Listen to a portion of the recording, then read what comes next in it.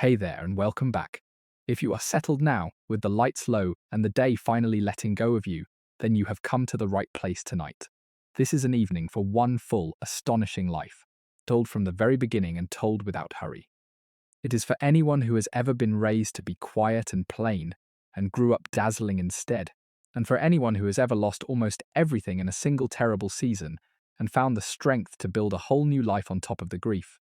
I would like to take you to a strict grey Quaker farm in Virginia, and then to the crowded streets of Philadelphia when it was the capital of a brand new country, and then into a plague that emptied that city of the dead, and then to the grandest rooms in America, where a girl who had been forbidden mirrors became the most celebrated woman in the land. And I would like, before the evening is over, to bring you to one particular hot August afternoon, with cannon sounding across the fields and a city about to burn, and a woman alone in a doomed house who would not leave it. You do not need to hold on to the dates. You do not need to remember all the names. Let the story come to you the way warmth comes into a room when someone else is tending the fire. And I will tell you where we are going, so that some part of you is listening for it. On that August day, with the enemy army at the door and everyone she knew already fled, this woman refused to run until one thing had been saved: a portrait of George Washington bolted to the wall of a house that was about to be set alight. What she did in that last hour would make her, forever after, one of the most beloved figures in the story of America. Before this evening is over, you will stand in that room with her, and you will understand exactly what she saved, and what it cost, and why the country never forgot it. Before we go back to the beginning, one small thing. If these quiet evenings are something you would like to find again, you are always welcome to subscribe, and then they will simply arrive, the way good news arrived in her century, carried a great distance, and all the more precious for it.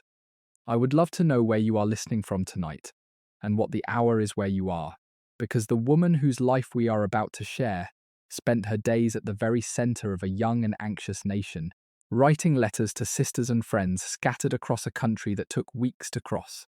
And I think she would have been delighted beyond measure to know that people all over the world could gather in one room like this of an evening. Leave it in the comments below. I love looking through them, and I answer more of them than you might think. Picture this: a plain wooden farmhouse in the Virginia Piedmont in the 1770s, surrounded by fields and quiet and the particular grey stillness of a strict Quaker household. There are no pictures on the walls, for pictures are vanity. There is no music, for music is frivolous. The clothes are undyed and unadorned, the speech is the plain thee and thou of the friends, and a looking-glass, a mirror, is regarded with suspicion as an invitation to pride.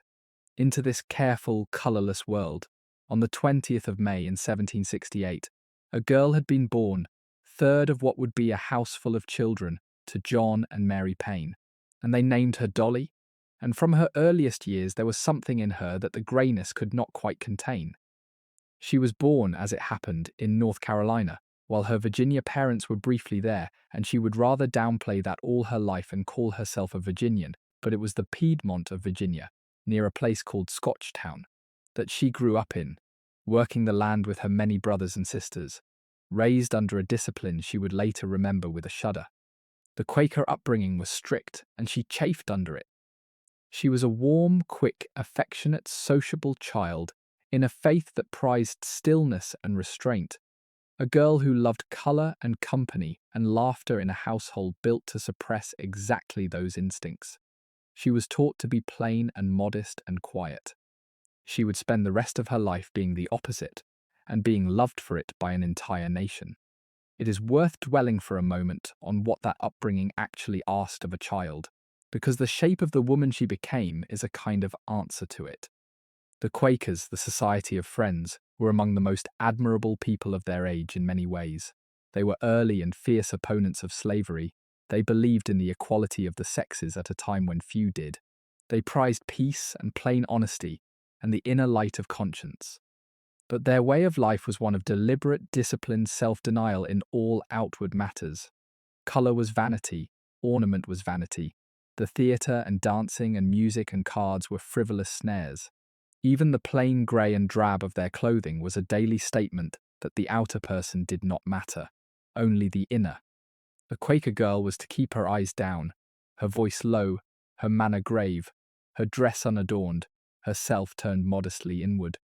And she, by every instinct, was turned outward toward people, toward colour, toward warmth and laughter and the pleasure of company. There is a family story that as a girl she used to wear a little bag around her neck under her frock, in which she kept small treasures, bits of jewellery or trinkets, hidden from the disapproving eyes of her elders, a secret cache of forbidden prettiness carried against her heart. Whether or not it is literally true, it is true to her, a bright spark hidden inside the grey, waiting for the day it could come out. The Paynes were Quakers of conviction, and one conviction in particular would shape the course of Dolly's life. In 1783, when Dolly was 15, her father John Payne did a remarkable and for his family a ruinous thing. He freed the people he had enslaved. Virginia had, the year before, made it legally possible to manumit enslaved people, and John Payne, following the growing Quaker conscience that slaveholding was a sin, set them free. It was morally an act ahead of its time. It was also practically the end of his life as a Virginia planter, because a plantation in that world ran on enslaved labor, and without it he could not work his land. So he sold up, and he moved his family north, out of Virginia altogether, to the bustling Quaker city of Philadelphia, to begin again as a man of business. And that move, from the quiet farm to the biggest city in America, is where Dolly's real story begins. Philadelphia in the 1780s was the beating heart of the new United States, and soon would be its capital, a thriving port, the largest and most sophisticated city in the country, a place of commerce and politics and society and noise. For a bright, sociable girl of 15, raised in grey silence, it must have been like walking out of a shuttered room into full sun. But the Payne family's fortunes did not flourish there. John Payne set up as a merchant, manufacturing laundry starch, and the business failed. He fell into debt he could not pay, and in that world an unpaid debt was not merely a misfortune, but a disgrace. And his own Quaker meeting, the community that was the centre of his life, formally expelled him for it. The shame of it broke him. He took to his bed and sank into a deep depression, and he never really recovered. And so the family that supported them now was held together, not by the ruined father, but by Dolly's mother, Mary, who did what capable women in reduced circumstances did in that century. She opened her home as a boarding house and took in lodgers to keep her children fed. There is a detail in these Philadelphia years that shows the kind of woman she already was, and it concerns her little sister. When their father died in 1792, and the family was scattered and struggling, she herself newly a mother, with a household of her own to run, took in her young sister Anna, then only about 11 years old, to live with her and help care for the babies. Anna would stay for years into her own adulthood, raised as a daughter rather than a sister, and the bond between them became one of the closest of her life. It was to Anna, some believe, that the famous letter from the burning White House was really addressed. It tells you something essential about her, that even at her lowest she was the one who gathered the vulnerable of her family under her wing. This gift for making a household out of whatever people fate handed her, a taken-in sister, a stepson, a widowed mother, an army of friends would be the pattern of her life. She was, before she was anything else, a person other people wanted to be near, and a person who wanted them near. That boarding house matters more than it might seem, because it put a young, marriageable, strikingly pretty girl at the very crossroads of the new nation's political life. Philadelphia was the capital. The boarders were often congressmen and senators, men from every state, come to govern the country and needing a respectable place to lodge. And moving among them, helping her mother run the house, was Dolly Payne herself, tall for her time, with fair skin and a heavy mass of dark hair and blue eyes, and a warmth of manner that drew people to her without her seeming to try. She was, by every account, lovely, and more than lovely. She had that rarer quality that no amount of mere prettiness can supply, which is the gift of making others feel, in her company, more interesting and more at ease than they were anywhere else. It was in the Philadelphia of those years that the grey Quaker girl first learned the arts of the wider world. Philadelphia was the capital and the most cosmopolitan city in America, full of the social life of a nation's government, dinners, receptions, the endless visiting and being visited of a political town. And she, moving through it as a young married woman, absorbed it all. She learned how a fashionable table was set and a fashionable evening was run. She learned the etiquette of calls and cards. She learned, above all, by watching and by doing, the intricate craft of society that her plain upbringing had denied her. It was an apprenticeship she did not know she was serving, in a school she had not chosen, and it would turn out to be the perfect training for the role that fate, by the most unlikely of roads, was preparing for her. The Quaker discipline had given her steadiness and a certain moral seriousness under the sparkle. Philadelphia gave her polish, and the combination, when it was finally set loose in Washington, was unlike anything the young country had seen. It would become the chief instrument of her life. In that boarding house it first began to be noticed. Those who tried to describe her reached, in the end, past her features to her effect. Yes, she was tall and full-figured and striking, with the fair skin and dark hair and blue eyes that the age admired, but what people remembered was not really her looks. It was the warmth that seemed to pour off her, the way her attention settled on whoever she was speaking to, the impression she gave every single person of being genuinely, particularly glad to see them. She had, one observer said, a wish to please and a willingness to be pleased, and the two together were irresistible. She made no one feel small. She competed with no other woman for attention, which is perhaps why the other women loved her too. She simply radiated a generous, unhurried, unfeigned interest in the people around her, and in an anxious, striving, self-conscious young society. That gift was worth more than beauty and rarer than wit.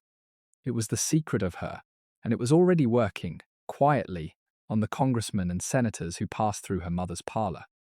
She had suitors, naturally, a good many of them, and she was in no hurry. But her father, before his health failed entirely, had settled the matter in the way fathers of that age often did. He arranged for her to marry a young man of the Quaker community, a lawyer of good prospects named John Todd. There is some suggestion that Dolly had refused Todd before, and that the arrangement was pressed upon her, that she married less out of love than out of duty to a dying father's wish. Whatever the truth of how it began, they were married on the 7th of January in 1790 at a friend's meeting house, Dolly in the plain dress of her faith, 21 years old. And whatever it was at the start, the marriage seems to have grown over its short life into something genuinely tender and happy. Whatever pressure her father may have applied, whatever reluctance she may have felt, John Todd turned out to be a good husband. Steady, hard-working, kind, devoted to his young wife and their babies, building a solid life for them in the respectable Quaker world they both belonged to. There is no hint of unhappiness in the brief record of that marriage, and much quiet contentment. It was the ordinary happiness of ordinary people, the kind that does not make history and does not need to. A young couple, a new house, 2 small sons, a modest prosperity, a future to look forward to. Had the fever never come, Dolly Payne Todd would very likely have lived out exactly that ordinary happy life, the wife of a Philadelphia lawyer, and no one would ever have heard of her. It was the catastrophe that broke it apart which set her by the strangest of roads on the path to becoming the most famous woman in America. But she did not know that then, and would never have wished it so, and in the last months before the fever, she was simply a happy young wife with everything to live for. John Todd was steady and kind and rising in his profession. They bought a fine brick house of their own, and the babies came. A son, John Payne Todd, whom they called Payne, was born in the February of 1792. A second son, William Temple Todd, was born in the summer of 1793. Dolly Payne Todd, at 25, was a wife and mother with a good husband and 2 little boys and a house of her own, and every reason to expect an ordinary happy life. She had, at that moment, about as much happiness as her century tended to allow. And then, in a matter of weeks, almost all of it was taken away. For in the August of 1793, into the crowded summer heat of Philadelphia, came the yellow fever. It is hard now to convey the sheer terror of what descended on that city. Yellow fever was a killer. Nobody understood. They did not know it was carried by mosquitoes. They did not know how it spread, or how to stop it, or how to treat it. They knew only that it came in the hot months, that it turned its victims yellow and filled them with black vomit and killed a large share of them in a matter of days, and that no one was safe. It was the worst epidemic to strike an American city in that era. Over the space of a few months, it killed something like 5,000 people, perhaps a fifth of everyone in the city. And the horror of it was not only the dying, but the way the dying broke the ordinary bonds of human life. People fled the city in their thousands. Families abandoned their own sick. Husbands left wives. Parents left children. Servants left masters. Because to stay near the fever was, everyone believed, to catch it and die. The streets emptied. The church bells that tolled for the dead tolled so constantly that the authorities finally silenced them, because the endless tolling was driving the living to despair. It was into this that the Todd family's ordinary happiness was thrown. The doctors of that stricken city made everything worse, because they did not understand what they were fighting. The most famous physician in Philadelphia, Benjamin Rush, a signer of the Declaration of Independence, a man of real learning, threw himself heroically into the epidemic and treated it with the medicine of his age, which meant bleeding his patients of enormous quantities of blood and purging them violently, treatments that likely killed as many as the fever did. No one suspected the mosquitoes breeding in the standing water and the water barrels of the summer city. There was only terror and folk remedies and the tolling of the bells and the carts going round to collect the dead. People burned tar in the streets and fired guns into the air, in the belief that the smoke and the powder might cleanse the poisoned atmosphere. They carried camphor and vinegar and pressed handkerchiefs to their faces. Nothing worked, and the social fabric of a modern city simply tore apart under the strain, as the instinct to survive overwhelmed the bonds of love and duty, and people fled from their own dying. To live in Philadelphia through those months was to move through a kind of waking nightmare. The busy port, the proudest city in America, fell silent and shuttered.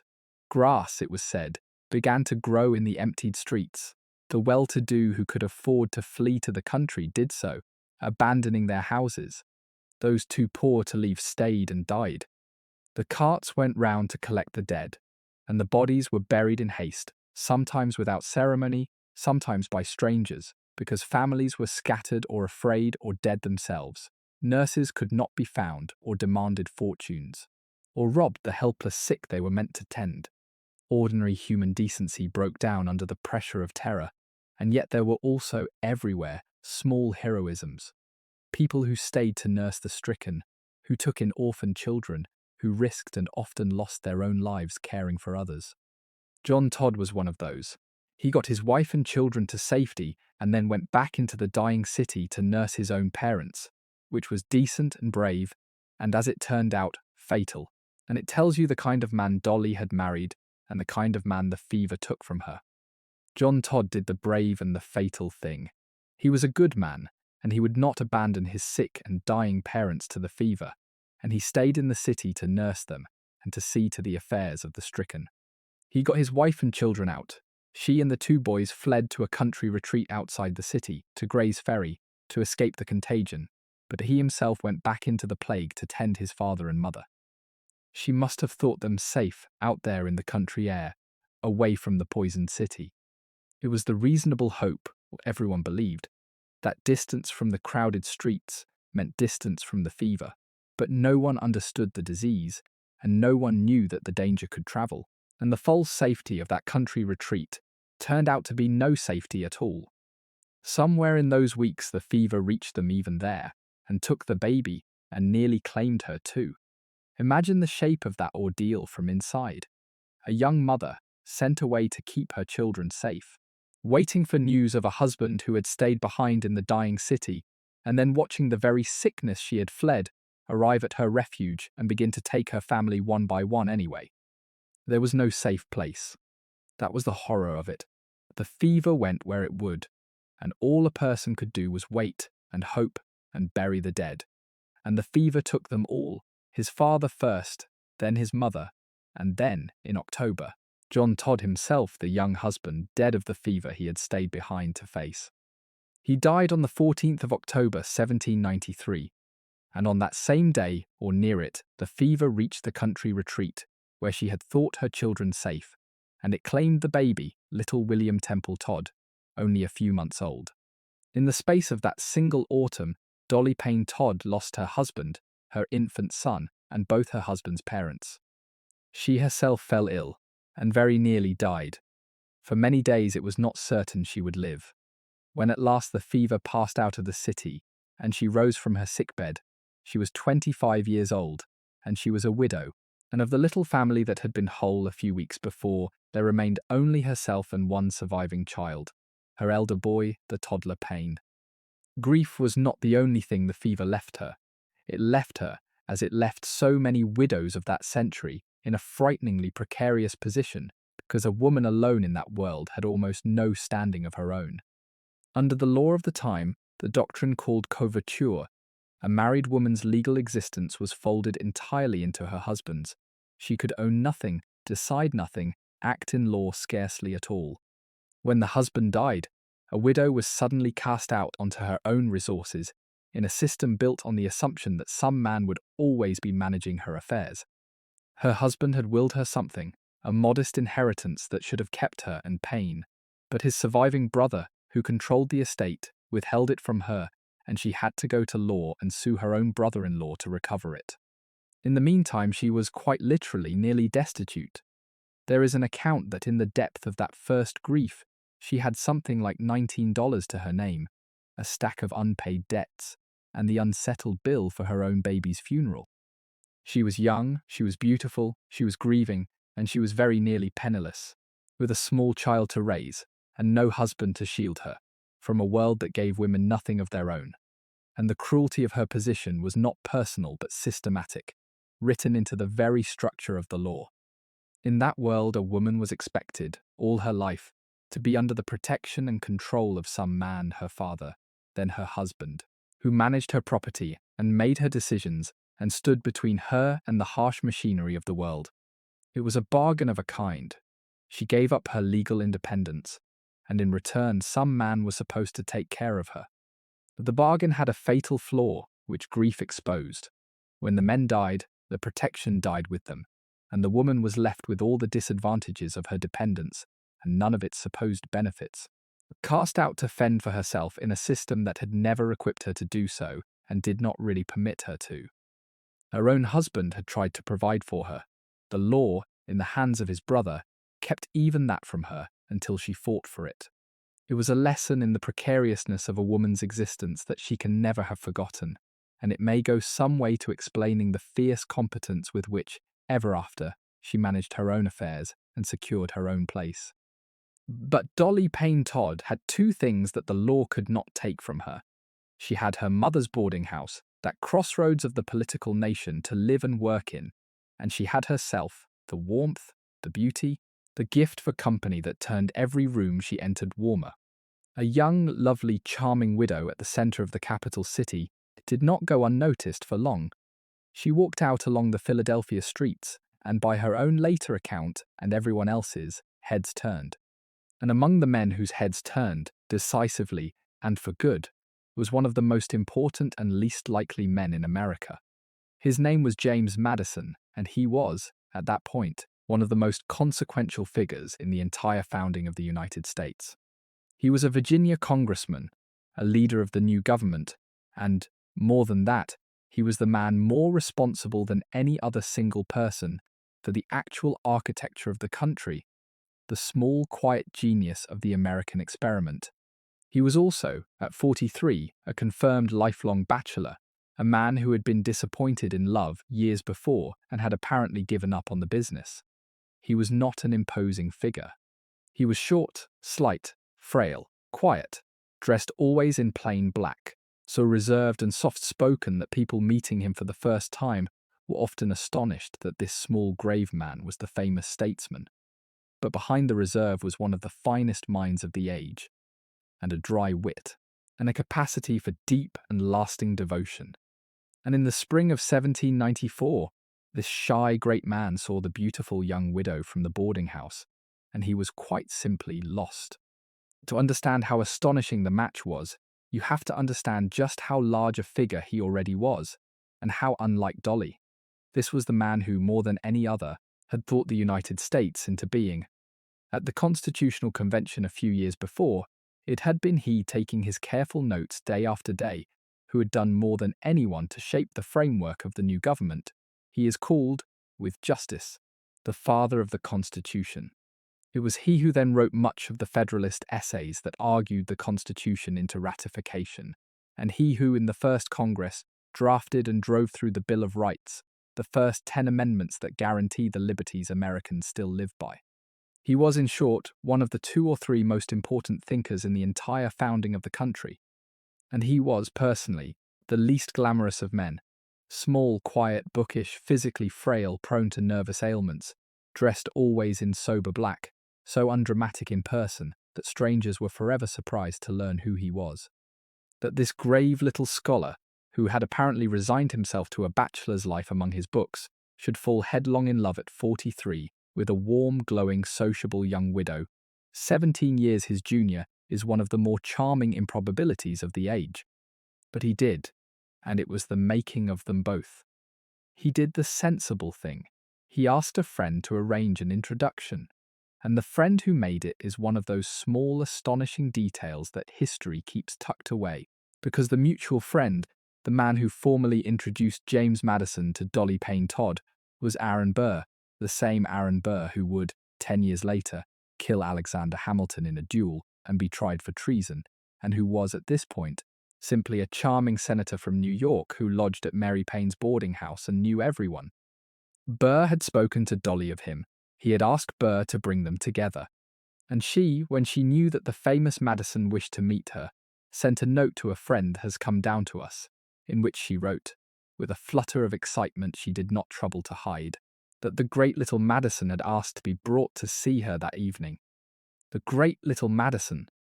She had his measure already, the largeness and the smallness both, before they had properly met. It is a small thing, that note, but it opens a window on her.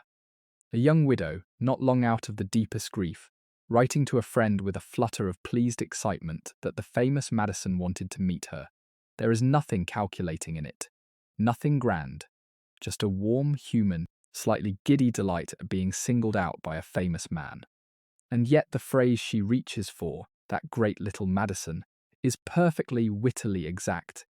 It catches in 3 words the paradox of the man, the enormous mind in the small, unassuming frame, the way his stature and his physical slightness sat together. She saw him whole, and she saw him with affection and with humour before they had ever spoken.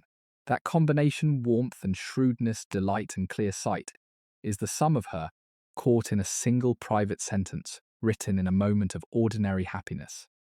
She would need all of it, the warmth and the shrewdness both, for the extraordinary life that this meeting was about to open in front of her. There is something worth pausing on in that tangle of connections, because it shows you how small and how strange the world of the founding really was. The man who introduced Dolly to her second husband, Aaron Burr, had lodged at her mother's boarding house. He was godfather, in a sense, to the romance of her life. And this same Aaron Burr would, within a decade, become one of the most notorious figures in American history. Vice President of the United States, the man who shot and killed Alexander Hamilton in their famous duel, and then a man tried for treason for a wild scheme to carve an empire out of the Western territories. The founding generation was not a gallery of marble statues. It was a small, intimate, quarrelsome world of a few hundred people who all knew one another, married one another's relations, boarded in one another's houses, and turned with astonishing speed from friends into deadly enemies. Dolly Madison stood near the center of that world for half a century, and she watched it all, the friendships and the feuds, the duels and the trials, the brilliant men who built a country and then very nearly tore it apart over their hatreds. And her particular genius, what made her indispensable, was that she alone seemed able to keep the peace among them, to be the friend of all of them at once, to hold the quarrelling family of the founding together around her table when it could agree on nothing else. The courtship that followed was brisk. He was 43 and had waited a lifetime. She was 25 and had learned exactly how fragile happiness was and how briefly one might have to seize it. He was smitten, and he was serious, and he was not a man to trifle. By the middle of that summer, only months after they had met, He had proposed and she had accepted. She had taken her time over it, which was only sense. She was not a girl to be swept off her feet, but a widow of 25 who had learned the hard way to weigh a decision. There was much to weigh. She would be marrying a man 17 years her senior, a man of grave, reserved temperament very unlike her own sunny one, a slave-holding Virginia planter whose world was different from the Quaker Philadelphia she knew. She would be leaving her faith, breaking with her community, changing the entire shape of her life, but set against all that was the man himself, and what he offered, and what her own heart told her. He was kind. He was brilliant. He plainly adored her. He would love her son. He would give her and her boy security and standing, and a future in a world that had lately given her nothing but grief. She thought it over through that summer, and she said yes, and by every sign she never once regretted it. It was in the end the best decision of a life that would turn on it entirely, and she made it with her eyes open, weighing the costs, and choosing deliberately the man who would make her the most famous woman in America. When she said yes, he wrote to her that he could not express, but hoped she would conceive, the joy it gave him, a plain sentence from a plain-spoken man, and you can feel the 17-year younger widow's power to move that grave, reserved genius in every restrained word of it. He gave her an engagement ring. She wore it for the rest of her life, and she died more than 50 years later, with it still on her hand. The marriage was not without its cost, though, and the cost fell on the side of her old world. For he was not a Quaker. He was an Episcopalian, a Virginia planter, a man of the wider world entirely outside the society of friends. And for a Quaker woman to marry outside her faith was a grave breach of its rules, one the community did not overlook. So when Dolley married him on the 15th of September 1794 at her sister's home in Virginia, she was in consequence formally expelled from the Society of Friends, cast out of the Quaker meeting exactly as her ruined father had been.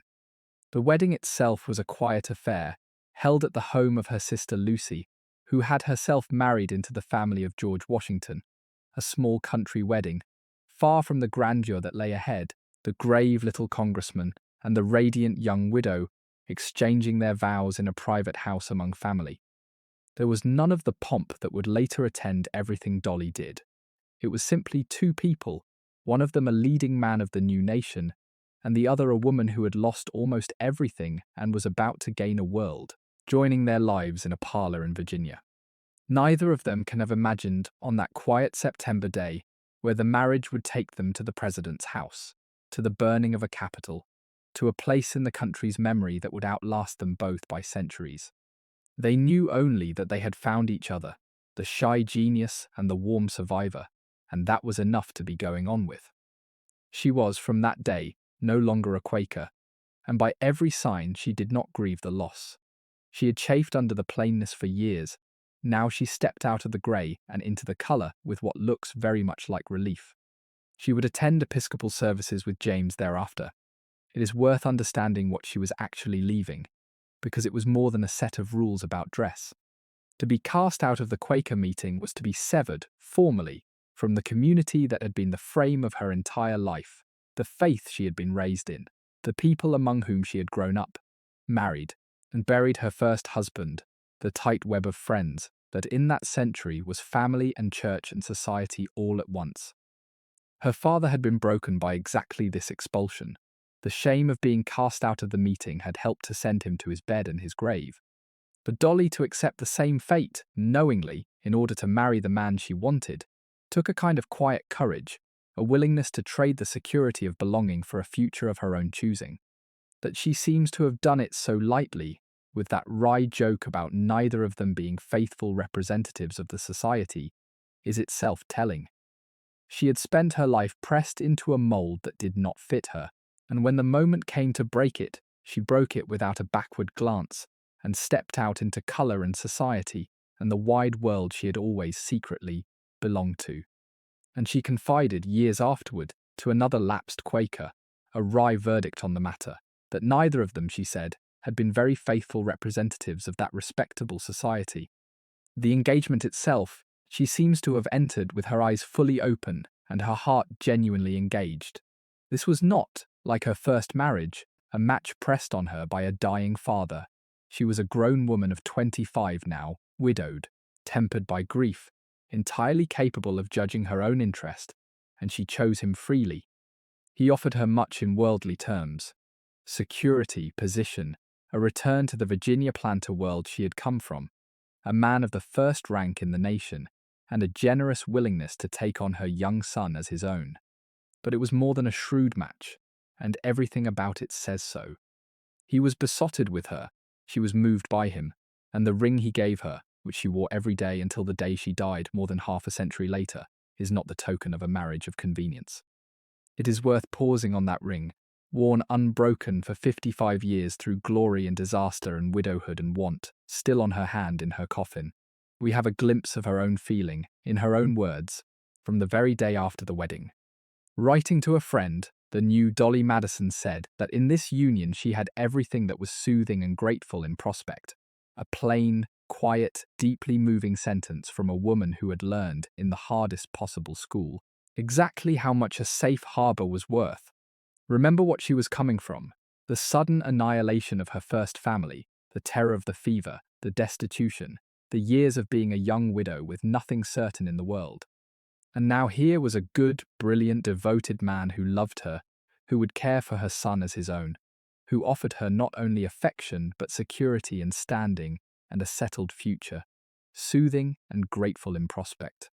It is not the language of passionate first love. It is something better and rarer, the language of a woman who has been through fire and found, at last, a place to rest. Whatever the world thought it saw in the pairing of the dazzling widow and the grave little genius, the two of them knew what they had, and they held on to it for the rest of their lives. There is a note in her wedding record that catches the turn of her life in a single line. She began signing the register in her old name, Dolly Payne Todd, and then, after the ceremony, she added beneath it, half in wonder and half in something like disbelief at her own good fortune, Dolley Madison, and an exclamation of amazement at herself.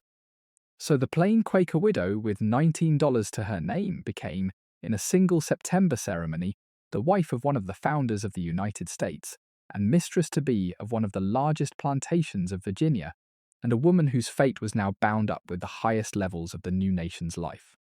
It is one of the most dramatic reversals of fortune in the story of the founding generation, and she had accomplished it in the space of 1 year, out of the depths of a grief that would have flattened most people, by the sheer force of who she was. Stand back and look at the arc of it. A girl born on a frontier farm in a plain grey faith that forbade her every natural pleasure. A young wife widowed by a plague that took her husband and her baby in a single autumn and left her with $19 and a debt for a child's funeral. And then, within a year, the wife of the man who wrote the Constitution, bound for the highest circles of the nation, on her way to becoming the most celebrated woman in America. If a novelist invented it, you would not believe it. There is no straight line you could have drawn from the grey farm or the plague house to the president's house and the burning Capitol and the seat on the floor of Congress. And yet she walked that impossible road, and she walked it not by luck, but by the steady exercise of a character forged in exactly the losses that might have destroyed a lesser one. The grief did not flatten her, it tempered her, and the woman who came out the far side of it was equal to anything the astonishing rest of her life could throw at her. They lived at first in Philadelphia, in a comfortable rented house, a lively household, James and Dolly's little son Payne, whom Madison took on as his own and always treated with generosity, and Dolly's young sister Anna, whom Dolly had taken in and who lived with her almost as a daughter. That generosity toward the boy is worth marking, because it was neither small nor obligatory. Madison had no children of his own, and never would. He married a widow with a toddler, and he raised that toddler as his son, gave him his protection and his education, and in the end, a fortune's worth of rescue from his own folly, and never, so far as the record shows, resented a penny of it or held the boy's parentage against him. For a man of that era and that class, marrying a widow with a child was a real consideration, and Madison simply set it aside. He wanted Dolly, and the boy came with her, and so the boy became his. It says something quiet and good about him. And it says something about what she had found, not merely a man of the first rank and a secure position, but a husband who would take her fatherless child to his heart without being asked. She had been the one thing standing between that little boy and a hard world. Now there were two of them, and the boy would never want for anything, which is more than she could have hoped for on the day she buried his father. But in 1797, he retired, for what he imagined would be for good, from public life, and took his new family home to Virginia, to the place that would be the anchor of Dolly's heart for the rest of her days. Montpelier. Montpelier was the Madison family plantation in Orange County in the rolling Virginia Piedmont, with the Blue Ridge Mountains blue in the distance, a great house, a working estate, and, like every great Virginia estate of that era, a place whose entire prosperity rested on the labor of enslaved people. This is a truth that has to be told plainly and told without flinching, because it sits underneath the glittering story that follows. The Madisons were slaveholders. The comfort and the leisure and the grandeur that Dolly moved through, the freedom she had to become the dazzling hostess of a nation, all of it was built on the unpaid and unfree labor of enslaved men and women at Montpelier, people who had no share in the graciousness and no choice in their lives. Her own father had freed his enslaved people out of Quaker conscience and ruined himself doing it. She married back into the planter world that lived by slavery, and there is no evidence that she was troubled by the contradiction. The contradiction is worth sitting with, because it is so stark. She was the daughter of a man who had taken the anti-slavery conscience of the Quakers seriously enough to free every person he owned and accept his own financial ruin as the price of it. She had watched her family fall from comfort into debt and disgrace, precisely because her father would not go on living off slavery, and she chose as a grown woman to marry directly back into the slaveholding class, to spend her life in the ease that unpaid labor provided, and, as far as the record shows, to make her peace with it entirely and never look back. It would be comfortable to imagine that she carried some private discomfort, some inherited Quaker unease beneath the glittering surface. There is no evidence that she did. She seems to have accepted the world of Montpelier exactly as she found it, slavery and all, with the same ease and adaptability that let her thrive everywhere. That is part of the honest portrait too. The same warmth and flexibility that made her beloved also let her move, without apparent struggle, from her father's costly conscience into a life built on the very evil he had sacrificed everything to reject. One of the enslaved people of the Madison household, a man named Paul Jennings, will walk back into this story at its most famous moment, and again at its end, and it matters that we meet him knowing the truth of his position. The beautiful world of Dolley Madison was, like so much of that founding generation's world, raised on a foundation of bondage, and an honest evening cannot pretend otherwise. At Montpelier, she settled into the life of a planter's wife. She managed the household, no small task on an estate of that size. She cared for James's aged mother, the elder Mrs. Madison, who lived on in her own wing of the house into extreme old age. She learned the rhythms of the plantation year. Running a Virginia estate of that size was no ornamental task. It was the management of a large and complex enterprise, with its crops and its accounts and its buildings and its scores of people, and much of the daily burden of it fell on the mistress of the house. She ran the domestic side of Montpelier with the same competence she brought to everything: the vast household, the endless hospitality, the provisioning and the ordering, and the care of an establishment that might have dozens of guests under its roof at once. And she did it, always, on the labor of the enslaved people the estate depended on, directing work that was extracted by force from men and women who had no wages and no choice, which is the hard truth that sits under the pleasant image of the capable plantation mistress. She was good at the work, genuinely good, with a head for organization and a gift for making a large household run smoothly. But the smoothness rested on bondage, and her competence was, in part, competence at erecting the unfree, and an honest account of her domestic skill has to hold that fact alongside it. And she and James, by every account, were deeply and lastingly happy together. It was a genuine love match, the shy, reserved genius and the warm, radiant woman, each supplying exactly what the other lacked. Consider how perfectly they fitted. He had one of the finest minds of his age, and none of the social gifts that a public life demands. He was shy, he was physically unimpressive, he was hopeless at the warm, small human arts of putting people at their ease. Dolley had precisely those gifts in overflowing measure, and none of his interest in constitutional theory. He gave her a place at the very center of events. She gave him the human warmth that made those events go his way. He could think through the architecture of a republic. He could make a room full of the republic's quarrelsome men like one another for an evening.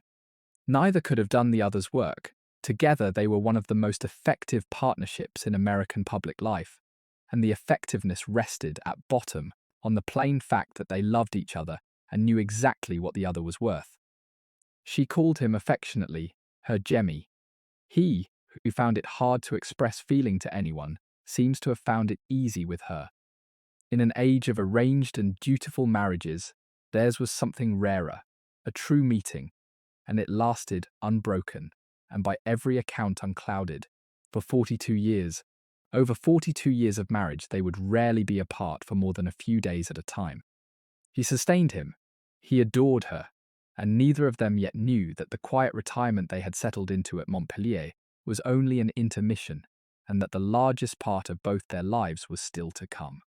But the intermission ended in 1801. Thomas Jefferson was elected the third president of the United States, and he turned to his old friend and ally, the finest political mind of their movement, and asked his friend to be Secretary of State, the most senior post in the government below the presidency itself. The bond between the two of them was one of the closest political friendships of American history. Two Virginians who had worked together for decades to shape the country and the party they both served, the elder statesman and the younger genius, so closely allied that it was sometimes hard to say where one man's thinking ended and the other's began. When Jefferson became president, it was natural that he should want Madison at his right hand, and natural, too, that Madison should be his chosen successor when the time came. And so the friendship of the two men opened the door through which Dolley walked onto the national stage.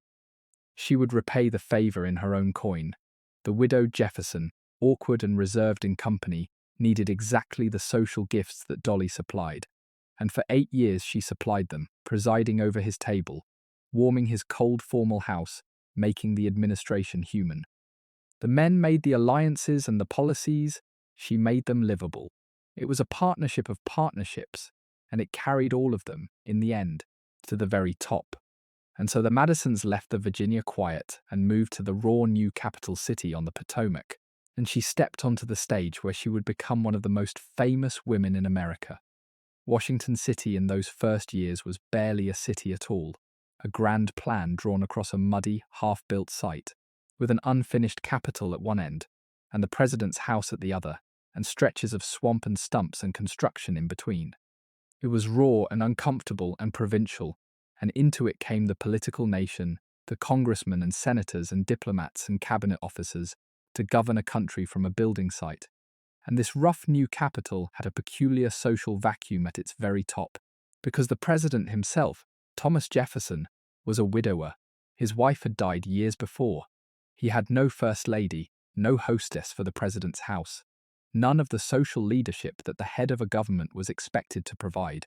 And so, informally, unofficially, the role fell to the charming, capable wife of the Secretary of State. When Jefferson needed a hostess for a dinner, when the president's house needed a woman to preside, it was she he called upon. Years before her husband ever became president, she was already, in practice, learning to be the First Lady of the United States, standing in for a widowed president in a city that badly needed exactly what she had to give, and she was learning it in conditions that would have daunted anyone. Washington in that era was a hardship posting, a place people endured rather than enjoyed. The avenues laid out on the plans were mud in the wet and dust in the dry. There were few decent shops and fewer comforts.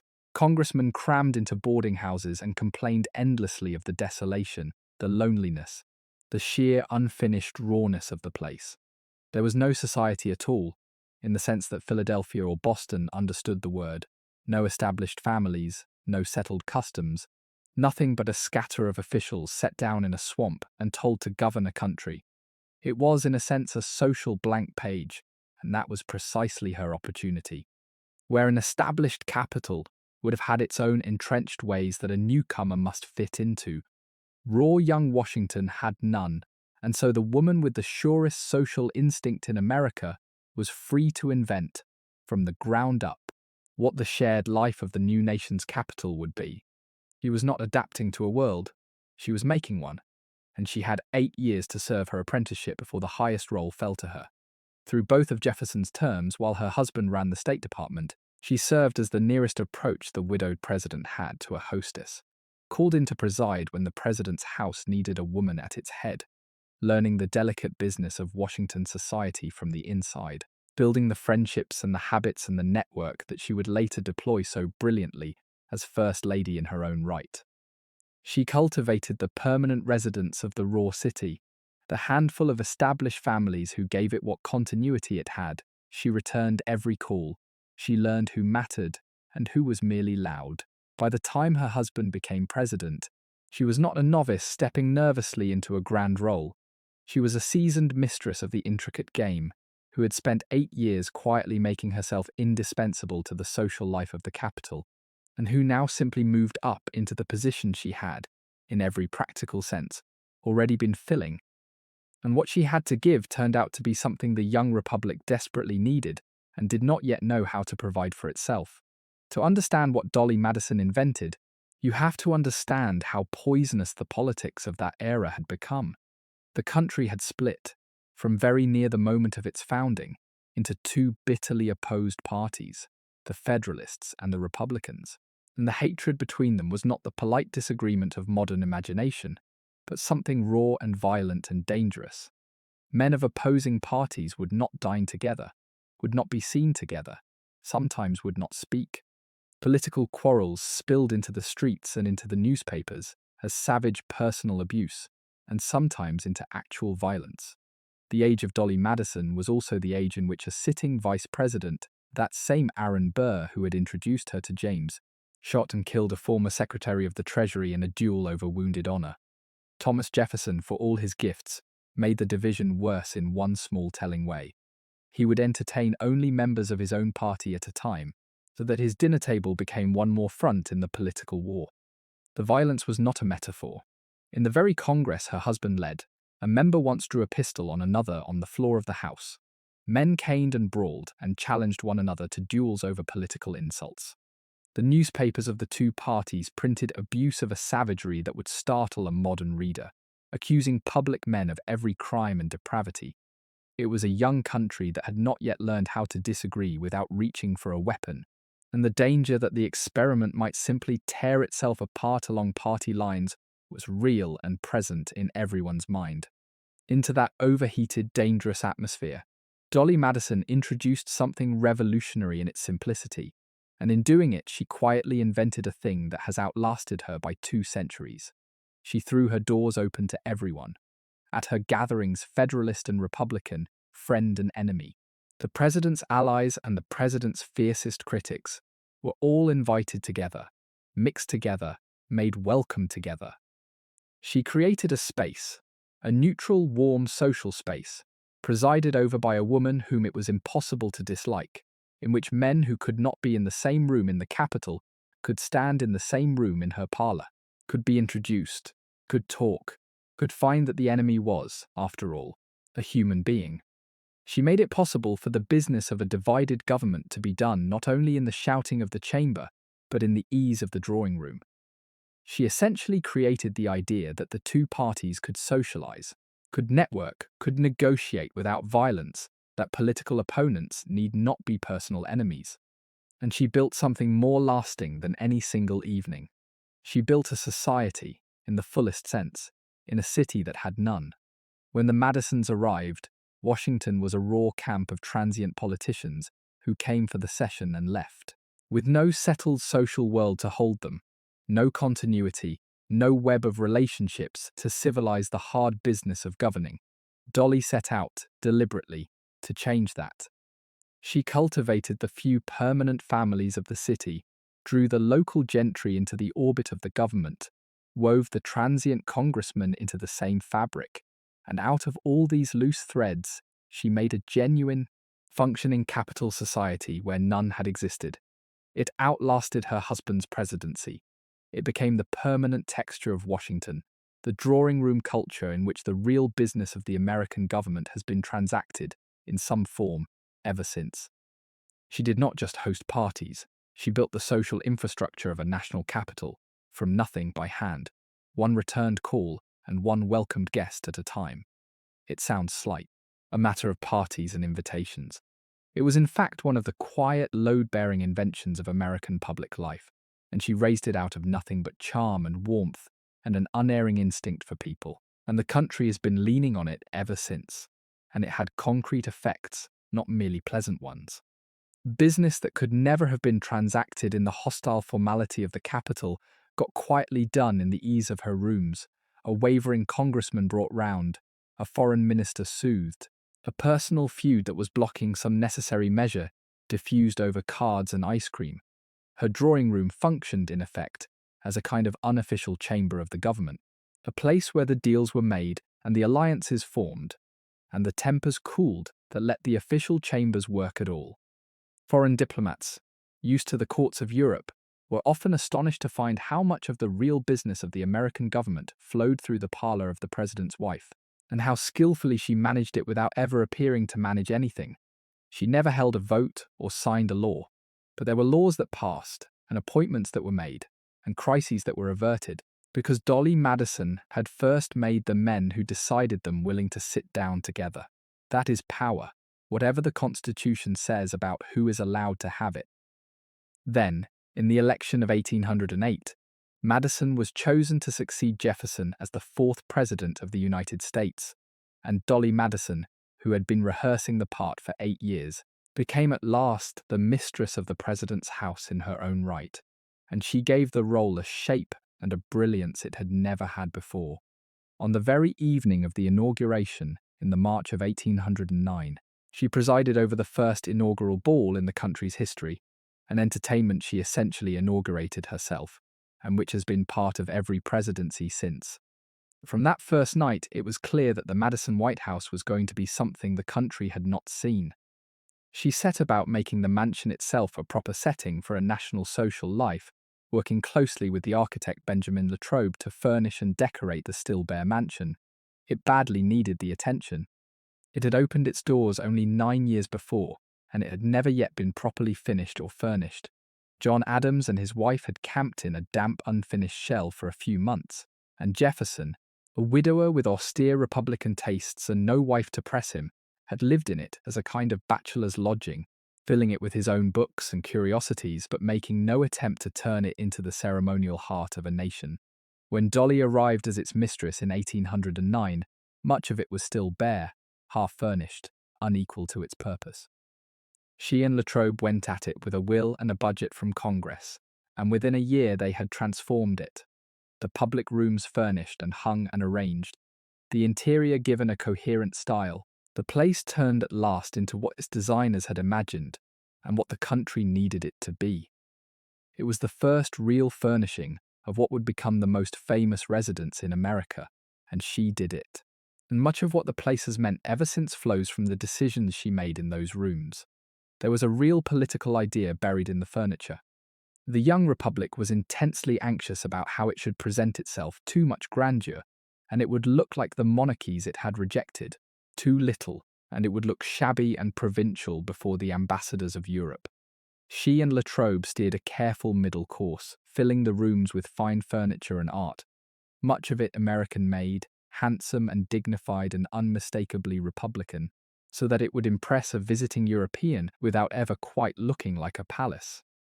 She created an oval salon, hung with rich curtains, where the nation could receive its guests. She gave the public interiors a settled, confident good taste. There is a small touch in the arrangement of it that shows how deeply she understood her own craft.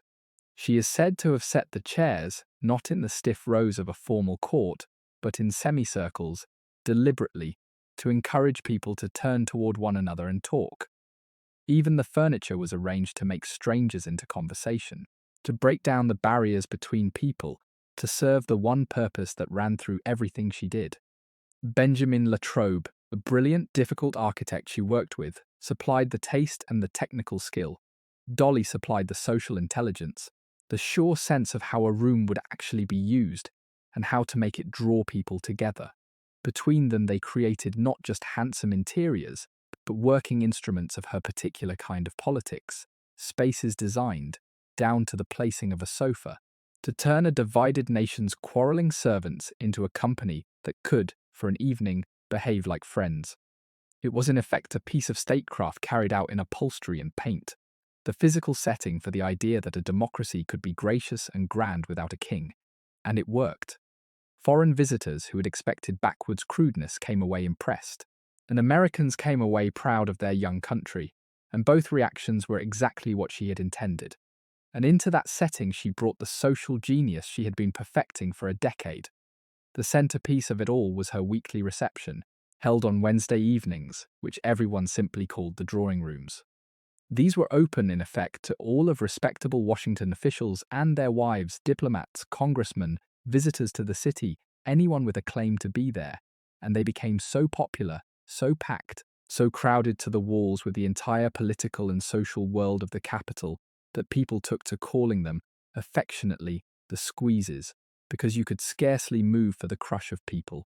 And through the middle of these glittering, crowded rooms she moved, and this is what everyone who was there remembered, what made her legendary.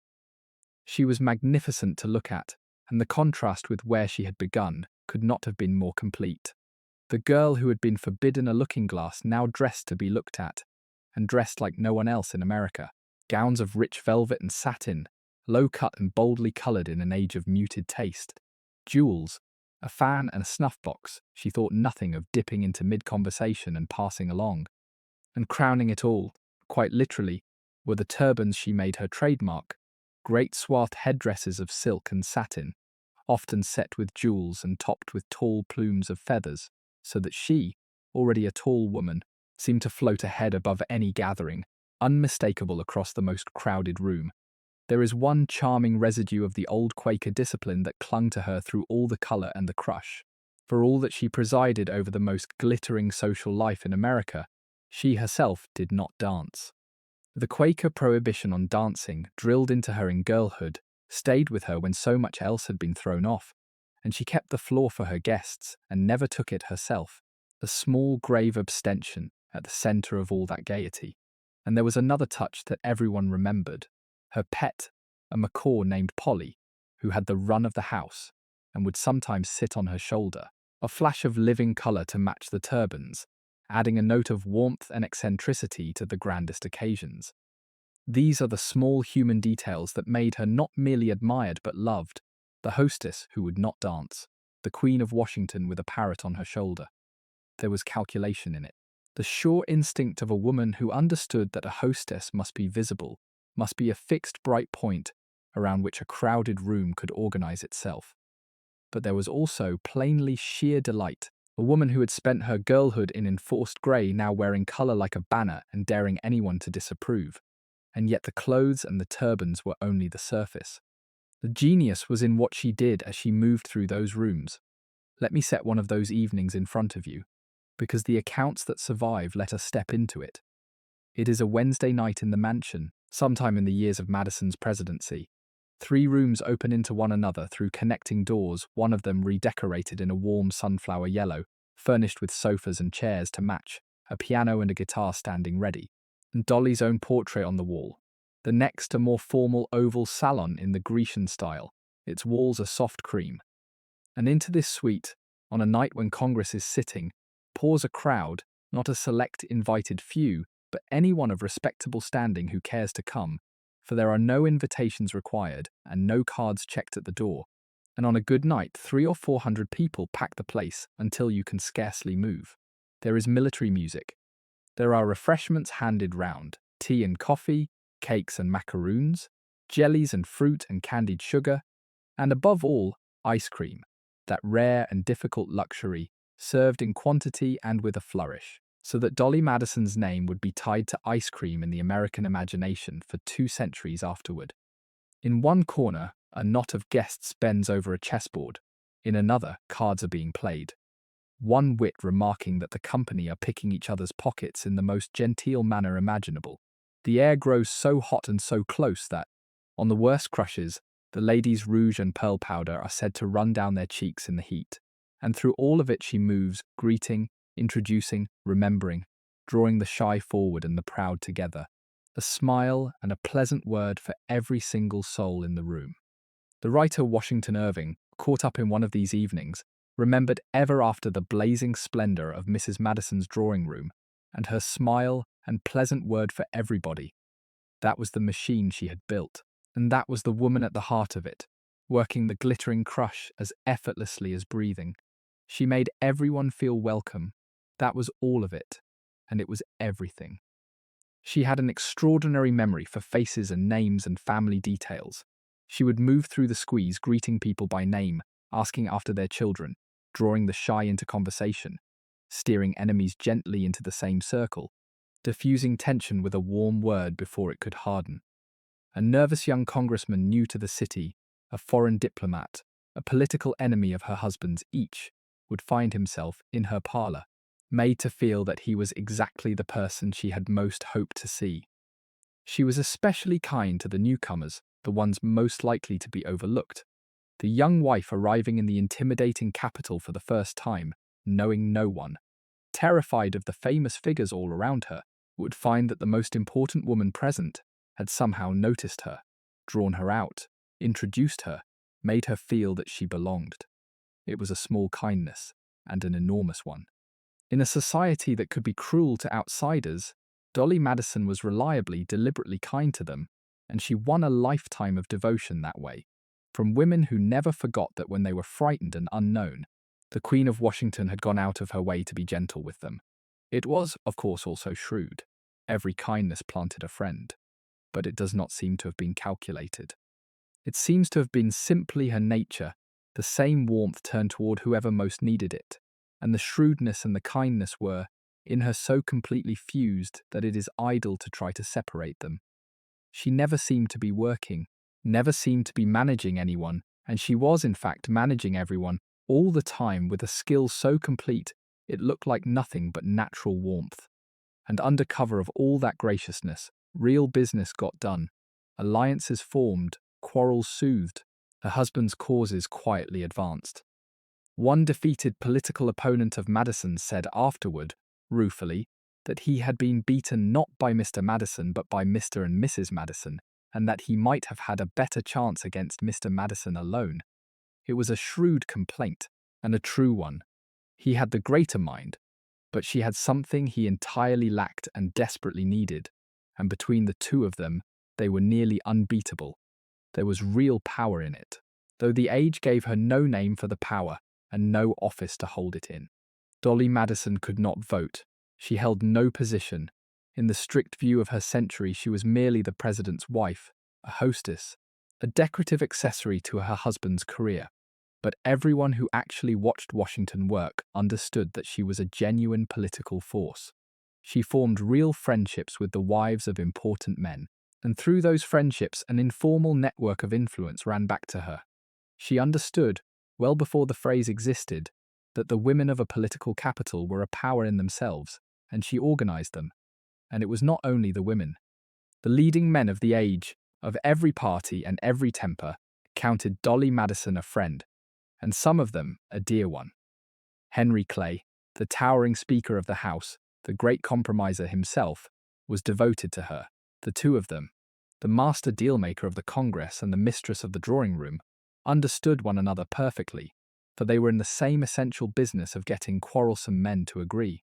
There is a nice story that Clay once remarked that everybody loved Mrs. Madison, to which she is said to have replied, warmly, that Mrs. Madison loved everybody, which was very near the literal truth and the secret of her power at once. She had that rare gift of genuine, unfeigned goodwill toward every person she met, and people felt it and gave it back, and it opened doors that no amount of mere cleverness could have opened. Enemies of her husband found they could not quite hate a man whose wife was so wholly without malice. Rivals disarmed themselves in her presence. She loved everybody, and so, in the end, everybody returned it, And that simple reciprocal warmth was the engine under the entire glittering machine. She held gatherings for the ladies alone, dove parties they were called, and quietly built up what one historian has nicely termed a petticoat army, a corps of well-connected wives and daughters and hostesses who carried her goodwill and her husband's interests out into the drawing rooms of the city. She diligently returned every social call that was paid to her, an exhausting discipline in a town of hundreds of families, because she grasped that each call returned was a bond strengthened, a household bound closer to the Madisons. It was, in its way, a political operation as real as any caucus, run entirely through teacups and visiting cards and the ceaseless labour of a woman who never seemed to be labouring at all, and there was a shrewdness under the warmth that people sometimes missed. She herself never discussed politics directly, never took a side out loud, never gave anyone a quarrel to seize on. She simply made the room and let the men do their business in it, and stayed, herself, above the fray and beloved by all of it. Underneath the sparkle, there was a discipline that people rarely saw, and that was, in its way, the most impressive quality she had. She had trained herself, through a life that had dealt her more grief than most, never to let her own troubles show in company. Whatever she was feeling, fear, sorrow, exhaustion, the private anxieties of a woman whose son was gambling away her security and whose husband's presidency was under savage attack, she kept it off her face and out of her rooms, and gave her guests only the warmth and the ease and the pleasure they had come for. It was partly art, the professional self-command of a practiced hostess, but it was also character, the same steadiness that had let her rise from a plague and a destitution that would have crushed a weaker spirit. The cheerfulness was not shallowness, it was a kind of courage, a decision, renewed every single evening, to be the warm, bright centre the room needed, rather than the frightened, grieving woman she often had every right to be. People felt the warmth and assumed it came easily. Very little about Dolley Madison's life had ever come easily. The ease was the achievement, and the warmth reached far beyond her parlour. Dolley Madison was, in a way that was new for the wife of an American leader, a genuinely popular figure, known and loved by ordinary people who would never set foot in the president's house. Her turbans were talked of and copied. Her name was on everyone's lips. She was pointed out in the street. She was the nearest the young republic had to a celebrated public woman, a figure the country felt it knew and had a share in. This was itself a kind of innovation. The wives of earlier leaders had been private figures kept out of public view. Dolley stepped into the public eye and made herself beloved there, and in doing so she changed what the country expected of the woman at the head of its social life. She was not hidden away as a private helpmeet. She was a personality in her own right, a national favourite, whom the ordinary citizens of a democracy felt proud to claim as their own. And she carried that role with the same warmth she carried everything. Never grand, never remote, always seeming to belong to the people as much as to the government, which is exactly why they loved her so. She learned who was rising and who was falling, who could be trusted and who could not, what the mood of the Congress was, where a quarrel was brewing that might be headed off. She carried all of it to James, who valued her judgment of people above anyone's, because his own gifts ran to ideas and arguments and constitutions, not to the quick sense of a room, and hers ran to exactly the human matters he was blind to. Her influence was not only social, she turned it when she chose to the plain work of getting things done for people. A word from Mrs. Madison could ease a young man's way to a post, smooth a family's path into society, soften a quarrel that threatened to become a duel, secure a favour that the ordinary channels would have denied. Petitioners of every kind learned that the surest road to the president often ran through his wife's drawing room, and she used that power, on the whole, with generosity and tact, helping where she could and making enemies nowhere. She had known herself what it was to be left destitute and unprotected by the sudden death of a husband, to be a woman with no standing of her own thrown on the mercy of a hard world, and there is a case to be made that the memory of her own hardest years lay under the warmth she showed to the struggling and the anxious. Whatever the source of it, she used her position not only to charm and to connect, but to help. And in doing so, she quietly sketched out yet another part of what the role of the president's wife would come to mean. She was, in the fullest sense, his partner in the presidency, doing openly what wives of that era were permitted to do: the entertaining, the softening, the connecting, and doing under cover of it a good deal that they were not supposed to do at all. She became so plainly a power in the city that her husband's opponents took to calling her, not always kindly, a kind of queen, and the American public, who adored her, half agreed. She was, some said, America's queen, an odd title for a Quaker farmer's daughter in a republic that had just fought a war to be rid of kings, and a measure of how completely she had made the role her own. There is a real paradox in it worth sitting with.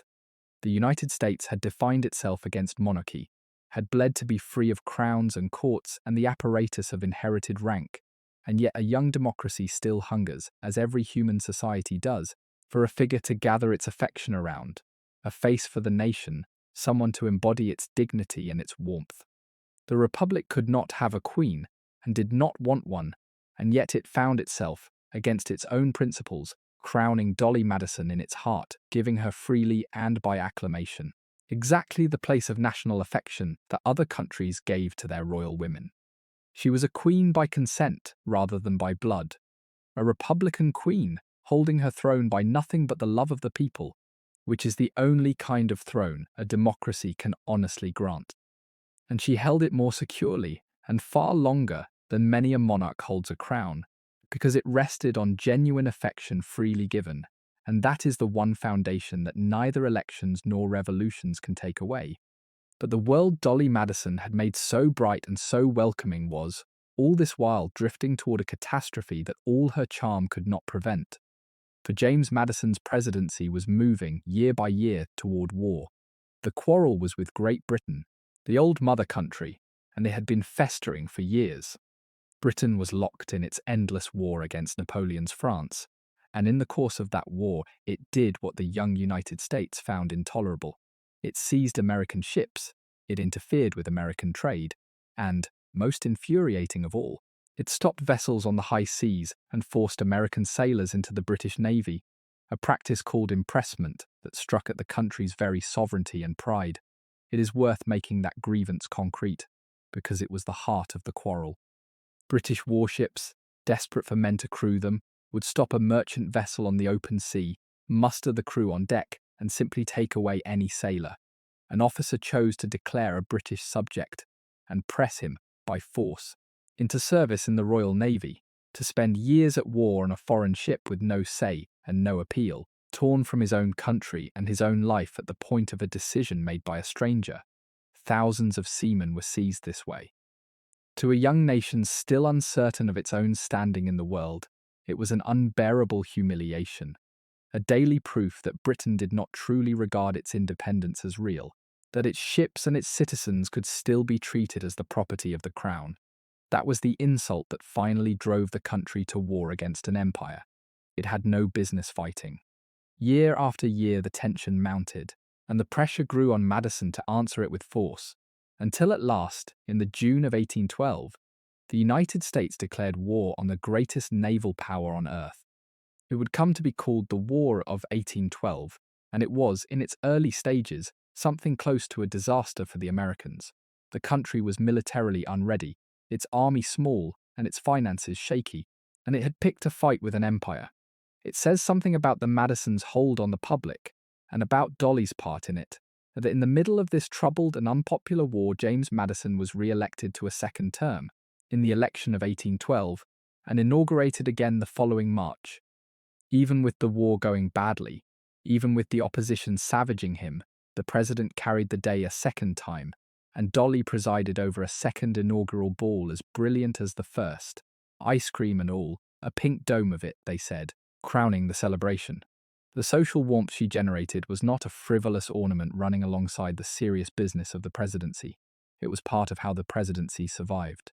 In a young democracy where a leader had constantly to be liked as well as respected, to be kept in office by the affection of the people as much as by the arguments of the statesman, the goodwill that Dolley Madison manufactured, night after night, in her crowded rooms, was a political asset of the first order. Her husband knew it, his opponents knew it, which is why they resented her. And the country, on the whole, simply loved her, and gave her husband some of the benefit of that love even in his hardest hours. For 2 years the war ground on with mixed fortunes, and then, in the summer of 1814, with Napoleon momentarily defeated in Europe, Britain was free to turn its full attention across the Atlantic, and it sent a hardened army and a powerful fleet to teach the upstart republic a lesson. And their target, that August, was the capital itself. Their target was Washington. The threat closed in through the middle of August 1814. British troops, thousands of them, seasoned soldiers fresh from the wars against Napoleon, landed in Maryland and began to march overland toward the capital, and the American government, which had spent 2 years failing to prepare for exactly this, scrambled to throw together a defense out of raw militia. President Madison rode out himself to be near the army. There is a strange poignancy in that picture too, James Madison, small and frail and bookish, the least martial man imaginable, the philosopher who had thought the country into being, now in his 60s, climbing onto a horse and riding out toward an advancing army, because the president of a nation at war could not simply sit in his house while the enemy came. He had no gift for soldiering and no illusions about it. He went because duty and dignity required it, to be near his troops and to share their danger. And he left behind him, in the president's house, the one person he trusted above all others to hold the center while he was gone. It was the reverse of the ordinary picture of war, in which the man rides off to fight and the woman waits helplessly at home. Here the frail scholar rode off to a battlefield he could scarcely affect, and the woman he left behind held the capital, saved the treasures, kept her nerve, and became the hero of the day. And Washington City began to come apart in fear. Everyone who could leave, left. The roads out of the city filled with fleeing families and their carts and belongings. The government's clerks began frantically packing up the nation's papers. And at the very center of the panic was Dolley Madison, whose husband had ridden away to the army, and who now had to decide what a first lady does when the enemy is marching on her city. And some of that fear was aimed squarely at the Madisons themselves. The war was not universally popular. There were Americans, especially in the Federalist strongholds of New England, who had opposed it bitterly from the start and blamed the president for the disaster now unfolding. And there was ugly talk in the air, real hostility toward Madison personally, even mutterings that harm might come to him. She was acutely aware of it. Part of the reason she was so determined to stay at her husband's side, so unwilling to flee to safety, was that she believed her own presence might steady the city, might deter the disaffected and reassure the frightened, that a first lady standing her ground in the president's house said something to a wavering city that a fleeing one could not. She wrote of the hostility she could feel gathering around her husband, and of her resolve to stay near him because of it. Her refusal to run, when it came, was not only about a painting. It was about a wife who would not abandon her husband to danger, and a first lady who understood, as surely as any general, that in a crisis, how a moment looks can matter as much as what it is. Through the ordeal of the war, in fact, one of her quiet tasks was to shield and steady her embattled husband. Madison was not a naturally popular figure, even in good times. Too reserved, too cerebral, too lacking in the common touch, and the war made him a target for every kind of abuse. The opposition press flayed him. New England talked of leaving the Union rather than fight. The early defeats were laid at his door, and through all of it she did what she had always done. She kept the drawing rooms open, kept the goodwill flowing, kept up the warm human face of an administration under siege. She could not win battles or fix the treasury, but she could make sure that the social heart of the government went on beating, that friends were held close, and waverers steered away from becoming enemies, that the president was never quite as isolated as his critics wished him to be. It was a kind of political nursing, tending the wounded standing of a husband under attack, and she did it steadily, without fuss, for the hard length of the war. Her heroism on the day of the burning was the dramatic, visible peak of it, but the quieter work of holding her husband's world together through 2 years of disaster was heroism of a less obvious kind, and it went on far longer. What she did was refuse to run. James had ridden out to join General Winder and the militia, and before he left he had asked her, anxiously, whether she had the courage and the firmness to remain until he returned. and to take care of the cabinet papers, the public documents of the government, if it came to that. And she had assured him that she had no fear at all, except for him and for the success of the army. So he rode away, begging her to take care of herself. And she stayed.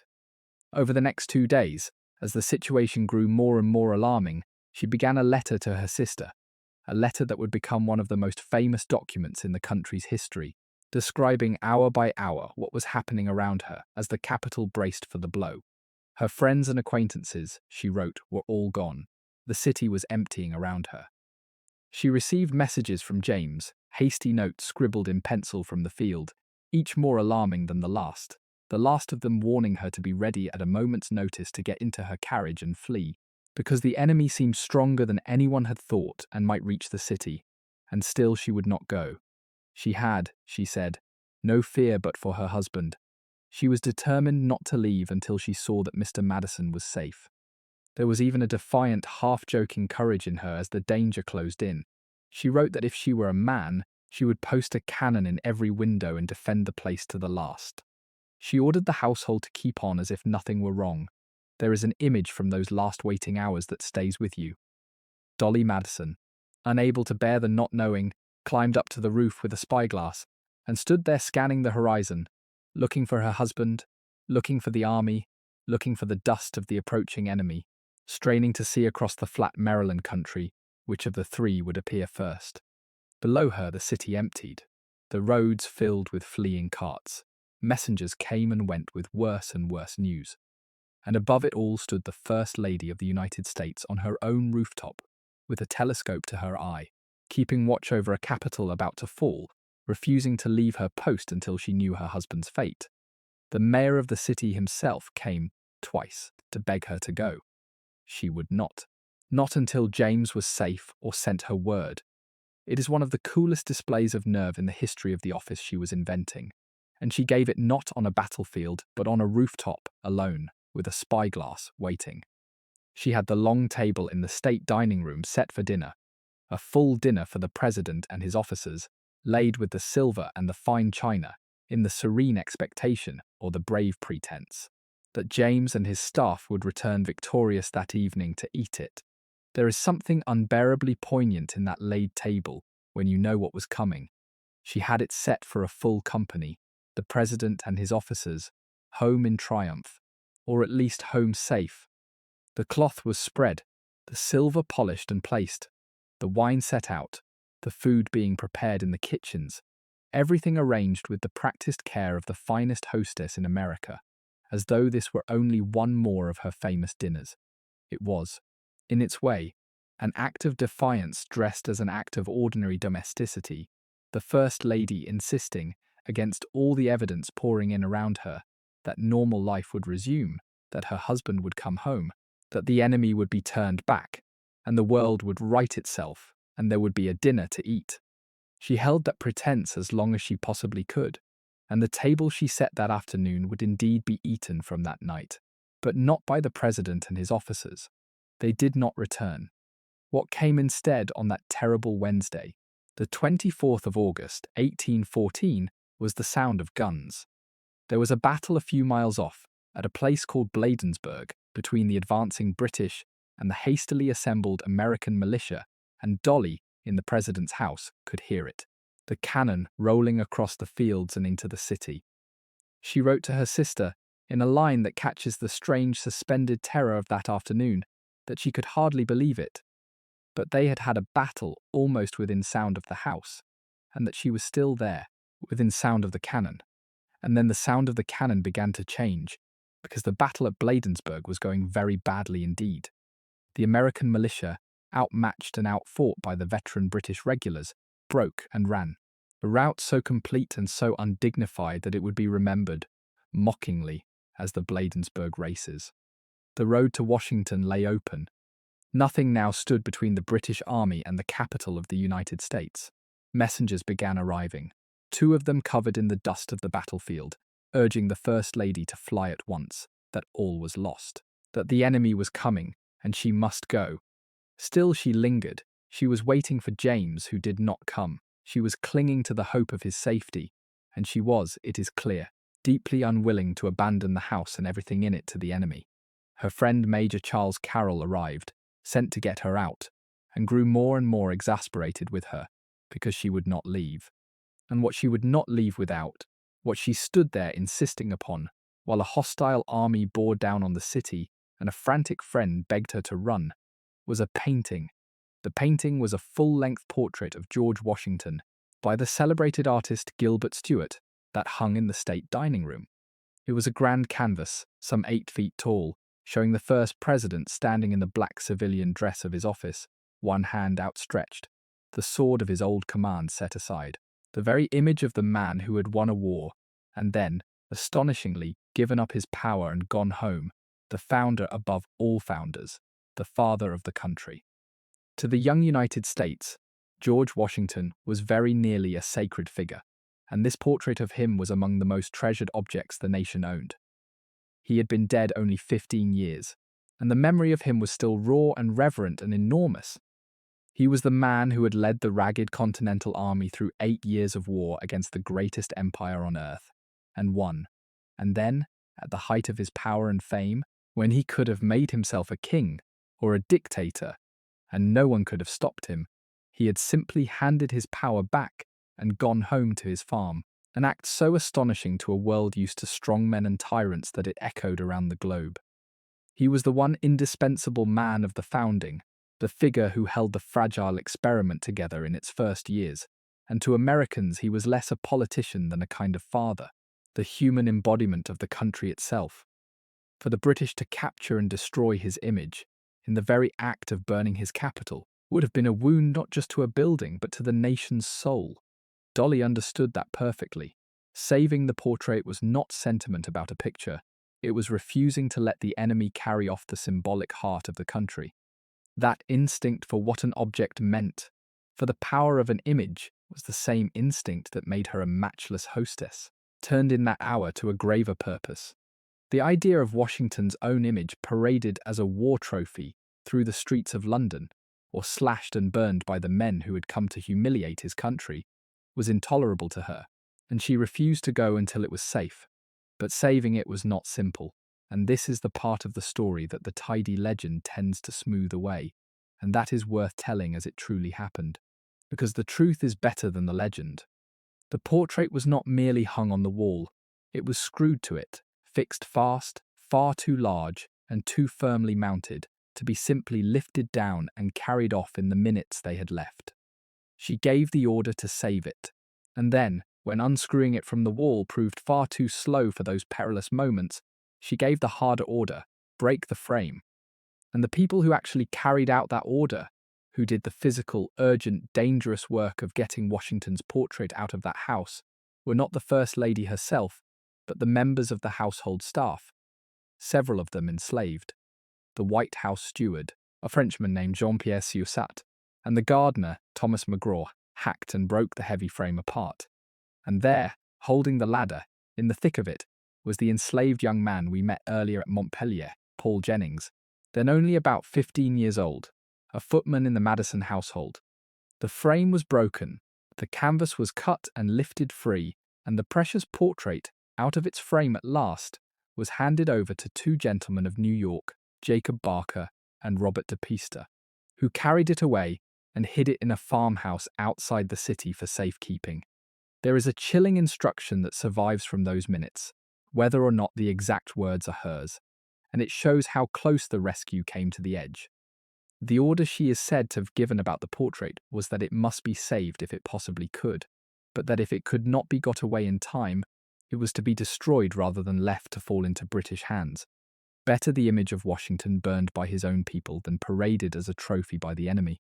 That was the calculation in the room as the minutes ran out and the enemy drew near. Not merely to save the painting, but under no circumstances to let it be taken. It gives you the measure of the pressure of that hour, the sense of a decision being made against a closing clock, with the sound of ruin coming up the road. In the end there was just time.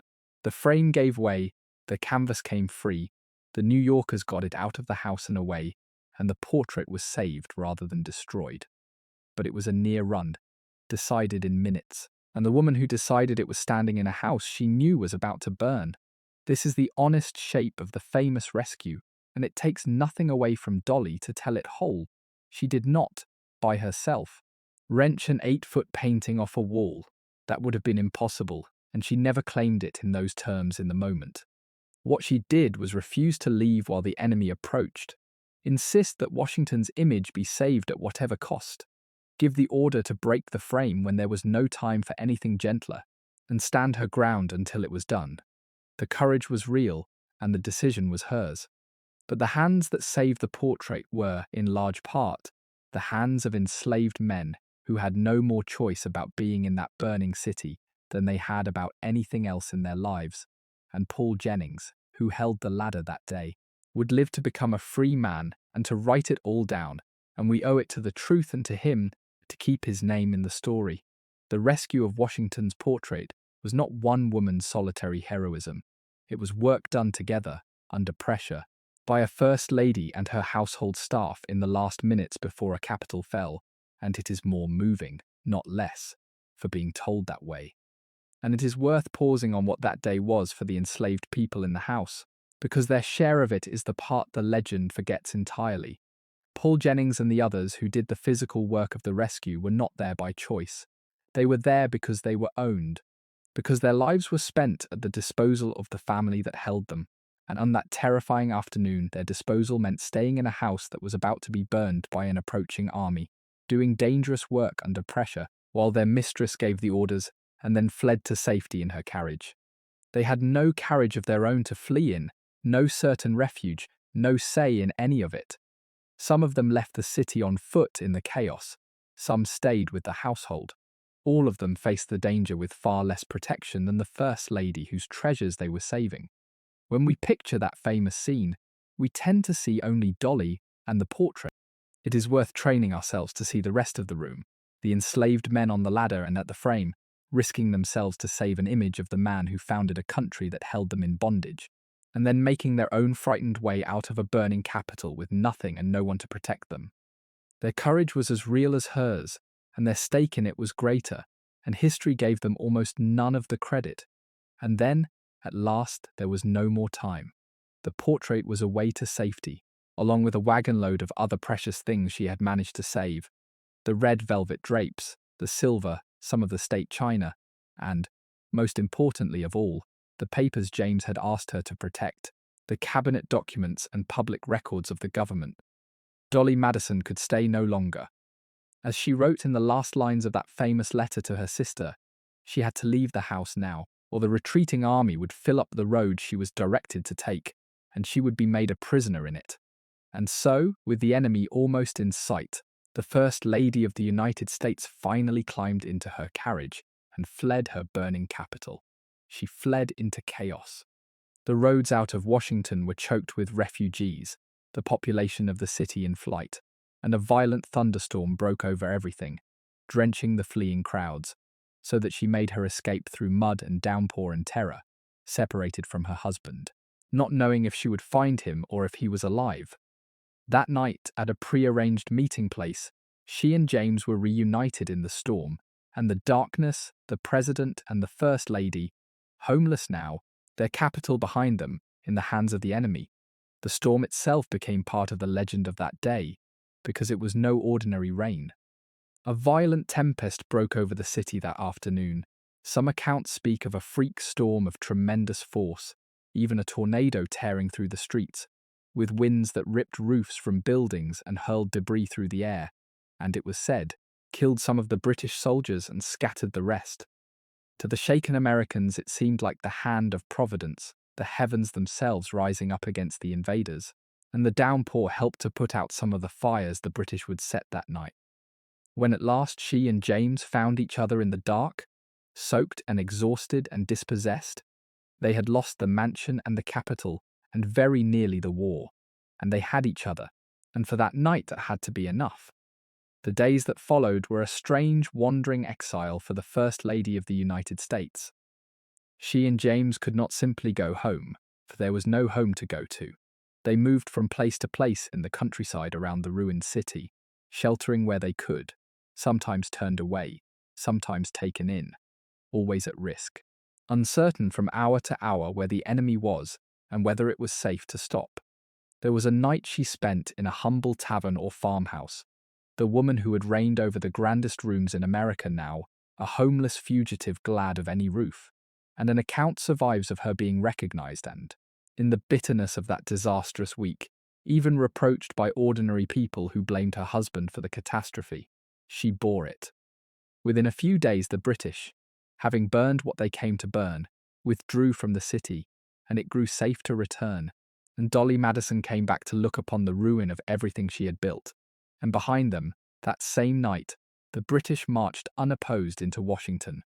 They found the place abandoned, the dinner she had ordered still laid out on the long table in the state dining room, and the British officers, in a detail that history has never been able to resist, sat down and ate the President of the United States dinner off his own plates, drank his wine, and then rose from the table and set his house on fire.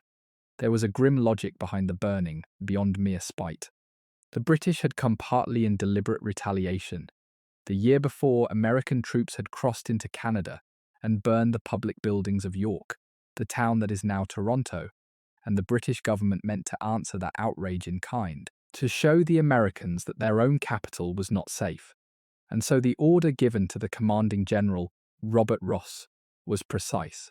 Burn the public buildings, the president's house, the Capitol, the government offices, but spare, as far as possible, the private homes of ordinary citizens.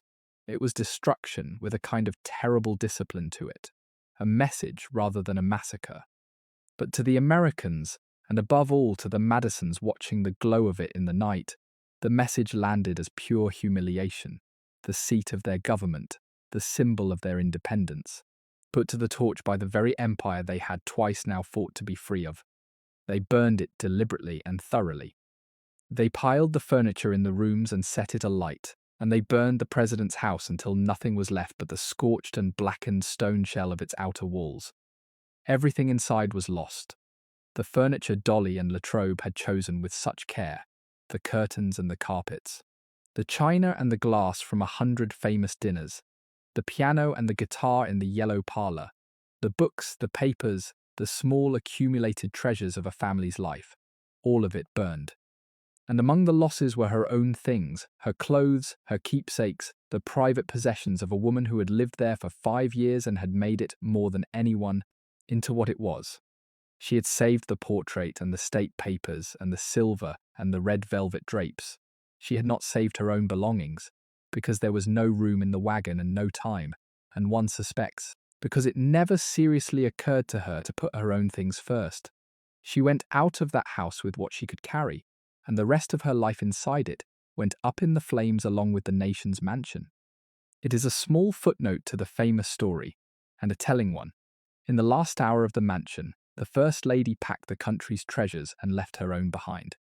They burned the Capitol too, and the other public buildings of the city, and the heart of the young capital was gutted.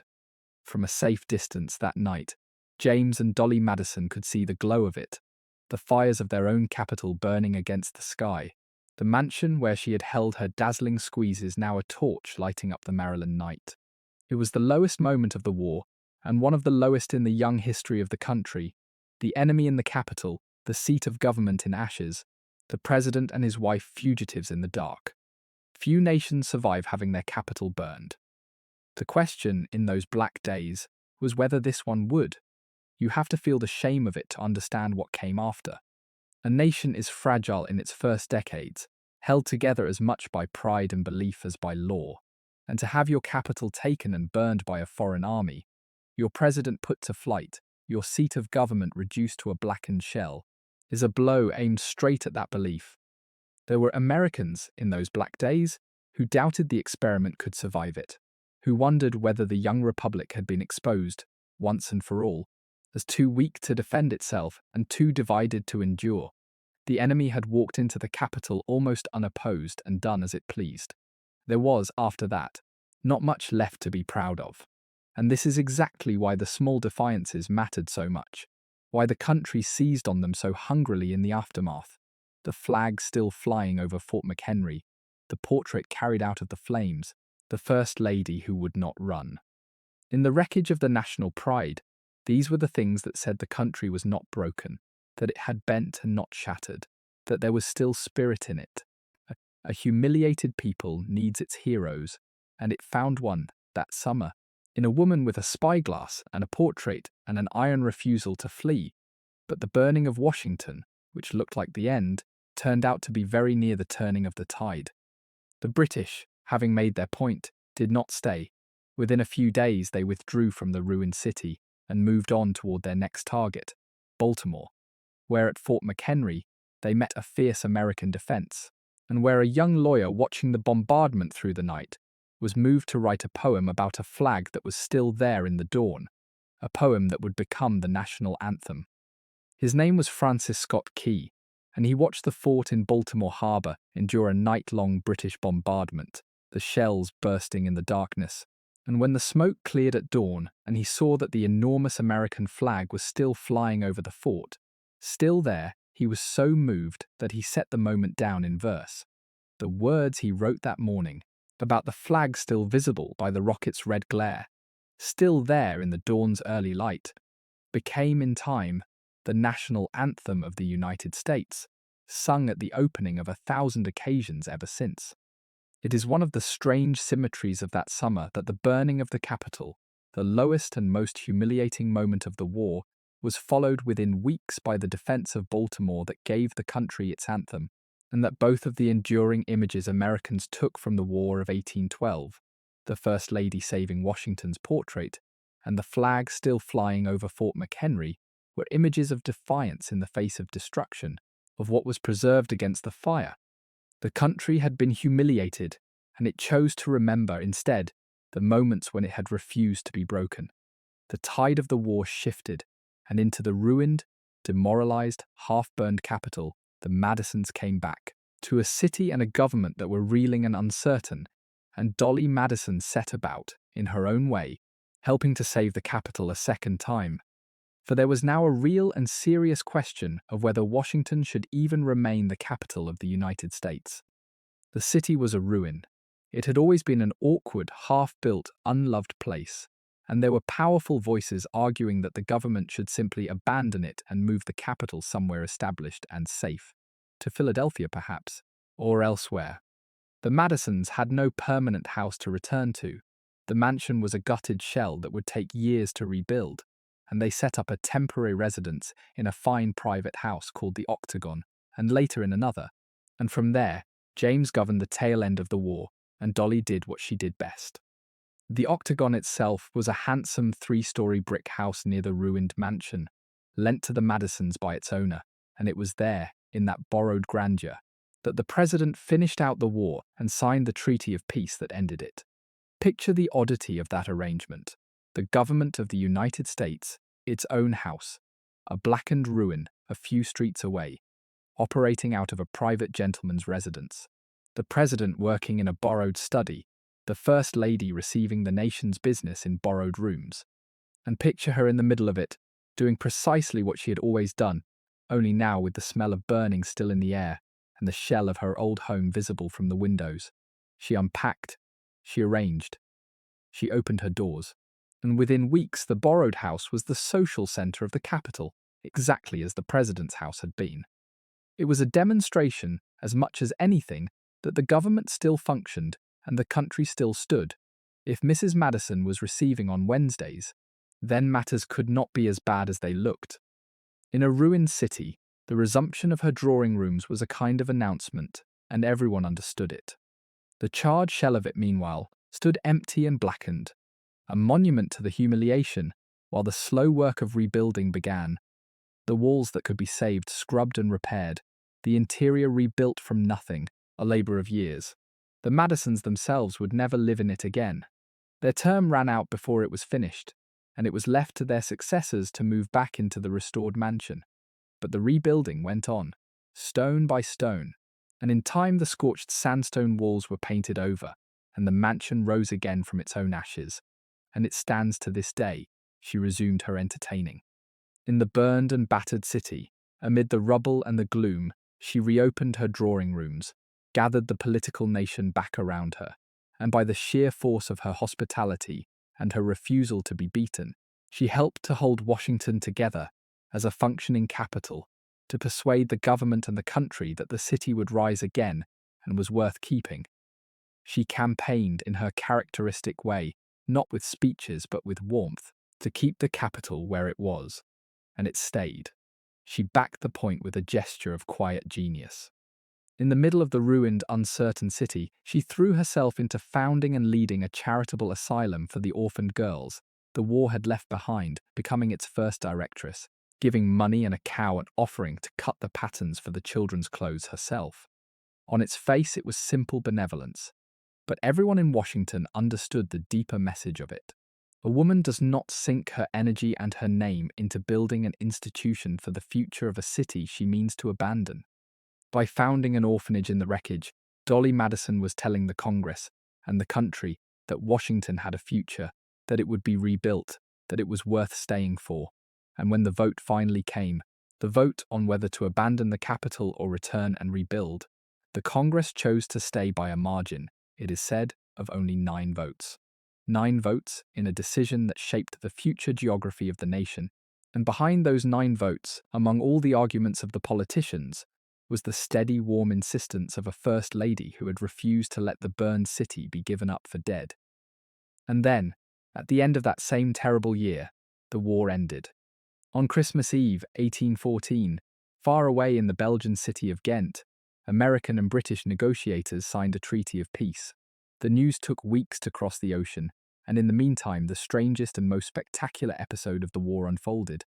For the greatest American victory of the conflict was won at New Orleans in the first days of the new year, weeks after the peace had actually been signed on the far side of the Atlantic. Andrew Jackson, a hard frontier general, met a large British army outside the city and shattered it, inflicting terrible losses while suffering few in a battle that need never have been fought because the war was unknown to either side, already over. The news of the victory and the news of the peace reached the American public at almost the same moment, and the two of them together produced a wave of national jubilation and pride that washed away much of the shame of the burning. It felt to the country like a triumphant vindication. The war had ended with a smashing victory and an honourable peace, and never mind that the victory came after the treaty, and settled nothing that the treaty had not already settled. The mood was what mattered, and the mood was triumphant. And into that triumphant mood, the image of the heroic First Lady, who had saved Washington's portrait, fitted perfectly. The war was over, and it had ended, after all the disaster, in something the country could call an honourable draw against the greatest power on earth. There is a small scene from the night the news of peace reached Washington that catches the joy of it, and it comes to us from Paul Jennings, who was there. Word came in the middle of February 1815 that the treaty was signed, and a cousin of Dolly's, Sassy Coles, came running to the head of the stairs of their temporary house crying out, "Peace, peace," and the steward was told to serve out the wine to the servants and everyone in the house, and young Paul Jennings took up his violin and played the President's March, and the household, free and enslaved together, celebrated the end of it all. After the burning, after the flight, after the black winter of the ruined capital, the war was over and the country had survived, and in the Madisons' borrowed rooms there was music and wine and relief pouring out all at once. And in the surge of national pride and relief that followed, one image rose above all the others to become a symbol of American courage and defiance in the darkest hour.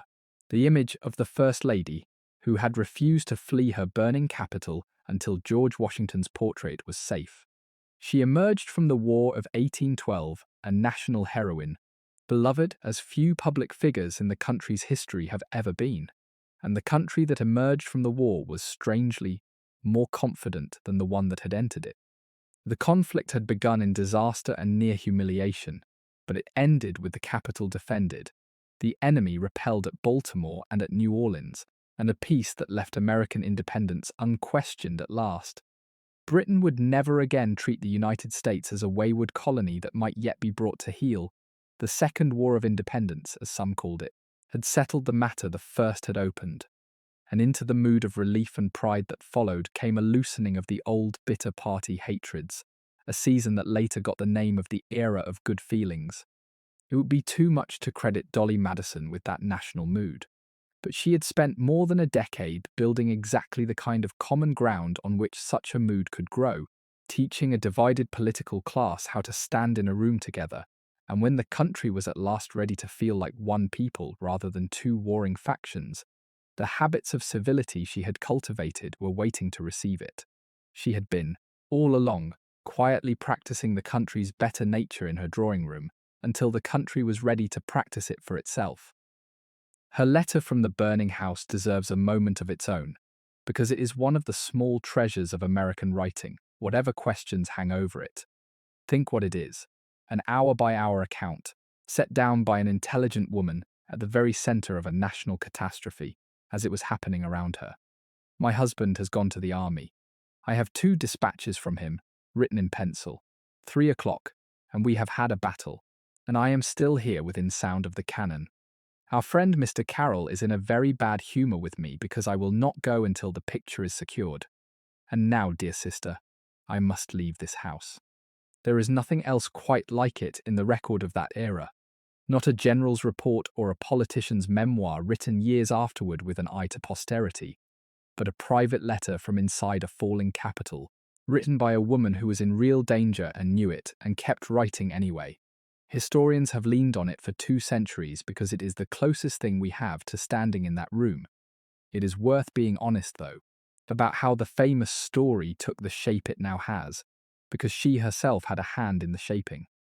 That vivid letter to her sister, the hour-by-hour account of the burning day that historians have quoted ever since the original of it does not survive.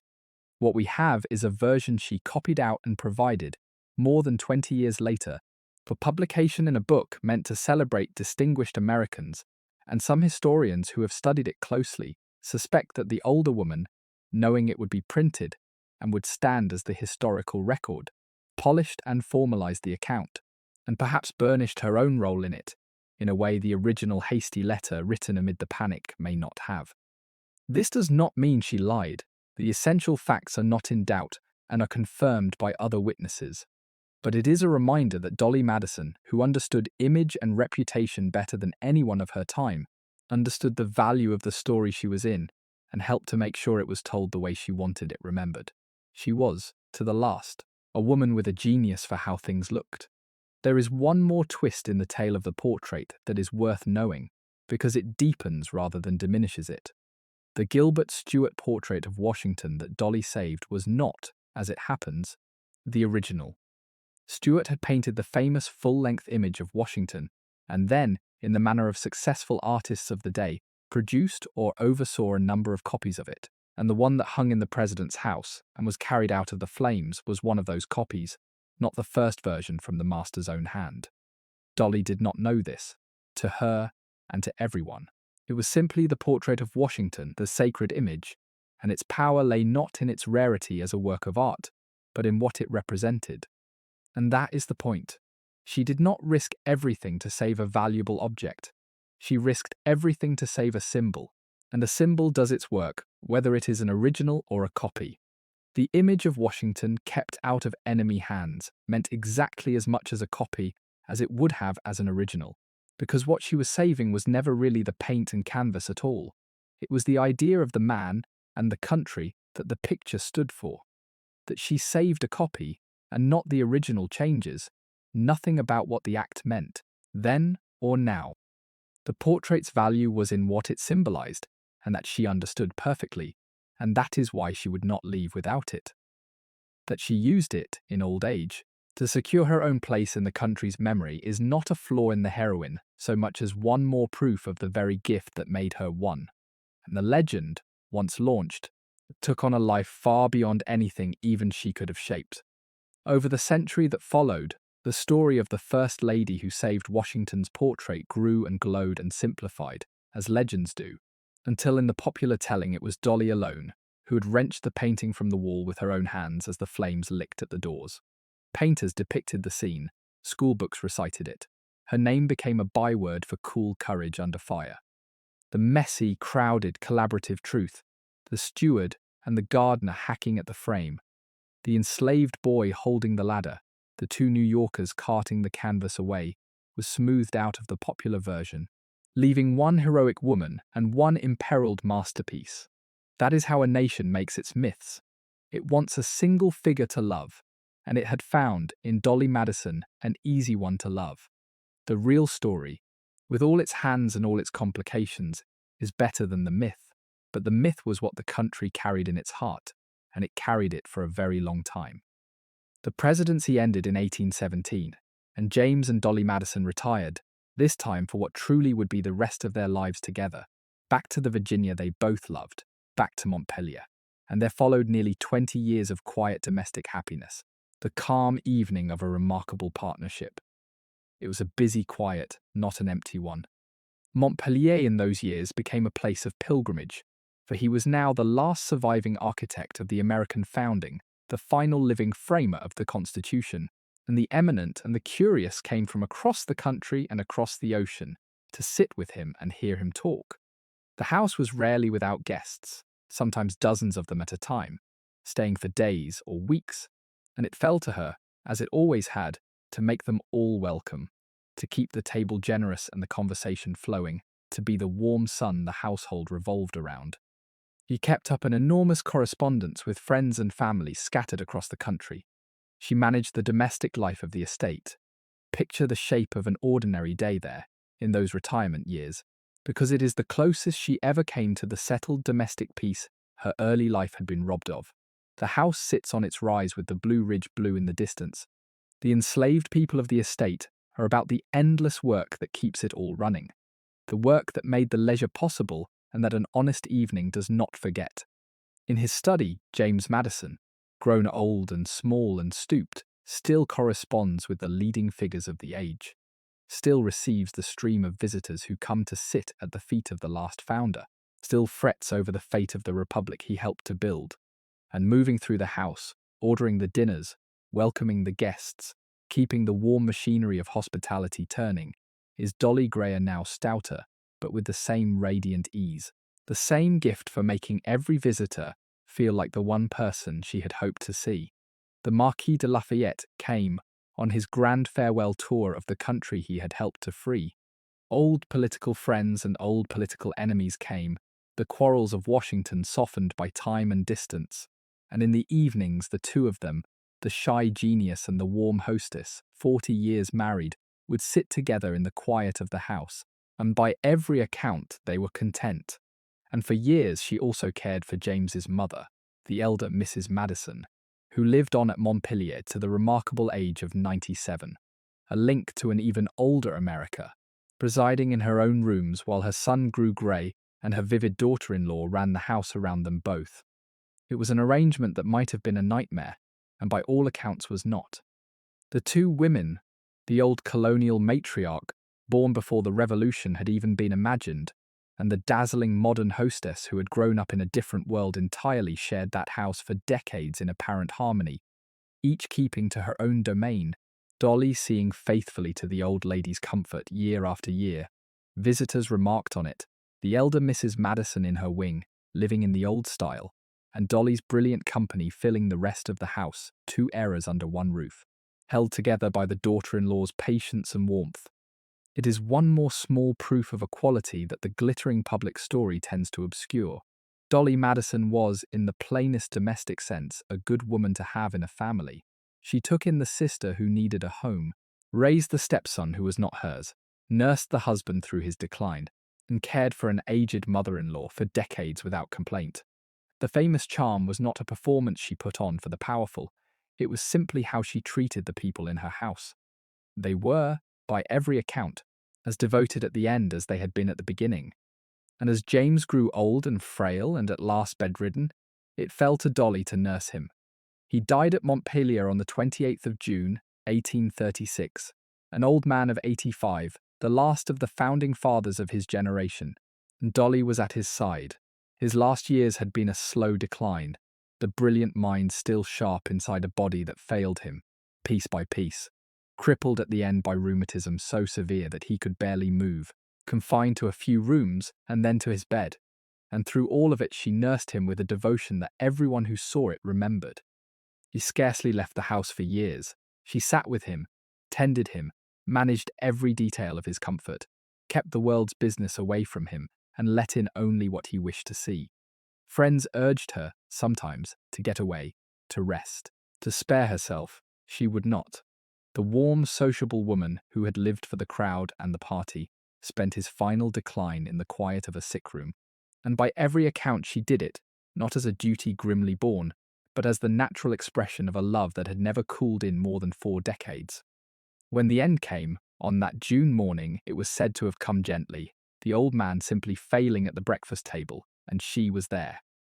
They had been married nearly 42 years, and had seldom been parted for more than a few days together, and she was at his side when he left her, and the partnership of her life was over. Now she was a widow again, at 68, and this second widowhood would test her as sorely, in its slow way, as the first had done in its sudden one. The loss of James broke something in her, at least for a time.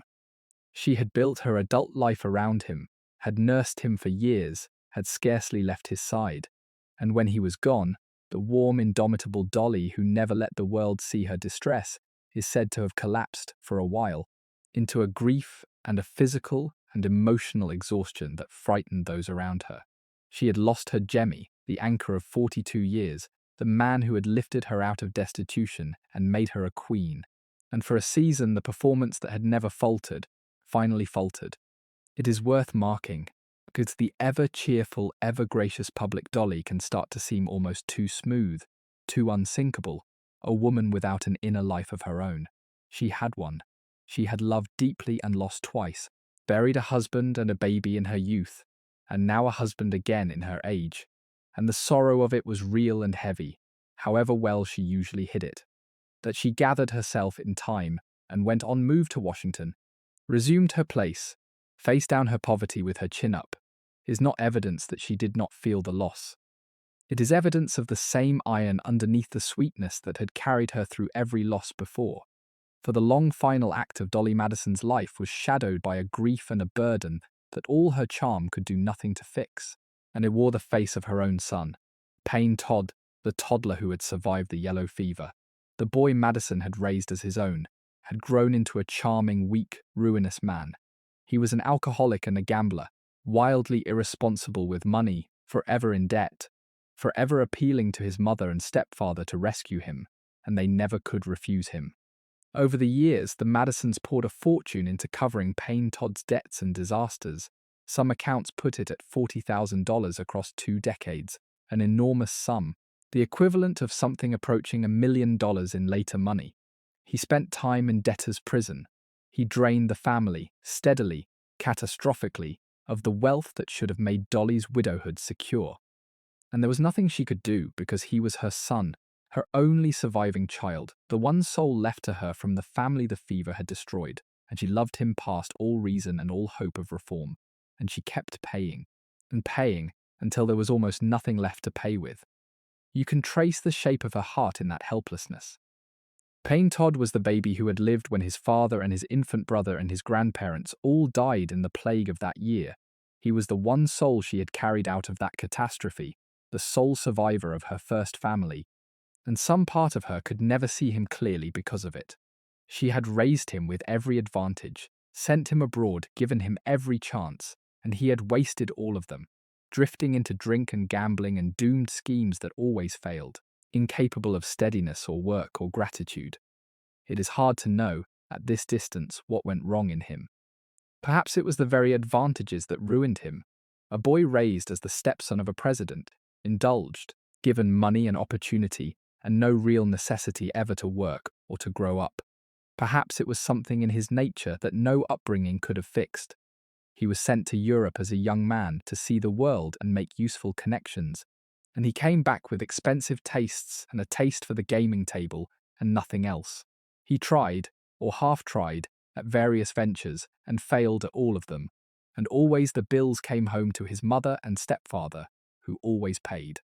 He seems to have felt no shame about it, no gratitude, no sense that he was slowly destroying the people who loved him. He was, in the plain old phrase, a wastrel, and he wasted not only his own life, but the security and the peace of his mother's old age. He seems to have caused his devoted mother almost nothing but grief and expense for the length of his adult life. And yet she never turned him away, never cut him off, never stopped hoping that this time he would reform. It is the one place where the shrewd, capable, clear-eyed Dolley Madison, who saw through every other human being so perfectly, was completely and hopelessly blind. She could manage a nation's politics from her drawing room. She could not manage her own son, because she loved him too much, and had lost too much, already ever to risk losing him too. If you look at it kindly, it is simply the helplessness of a mother's love for a child who cannot be saved. And so the woman who had reigned as the Queen of Washington, the mistress of Montpelier, the most beloved figure in America, spent her last years sliding into a genteel poverty that would have been unthinkable in her glory.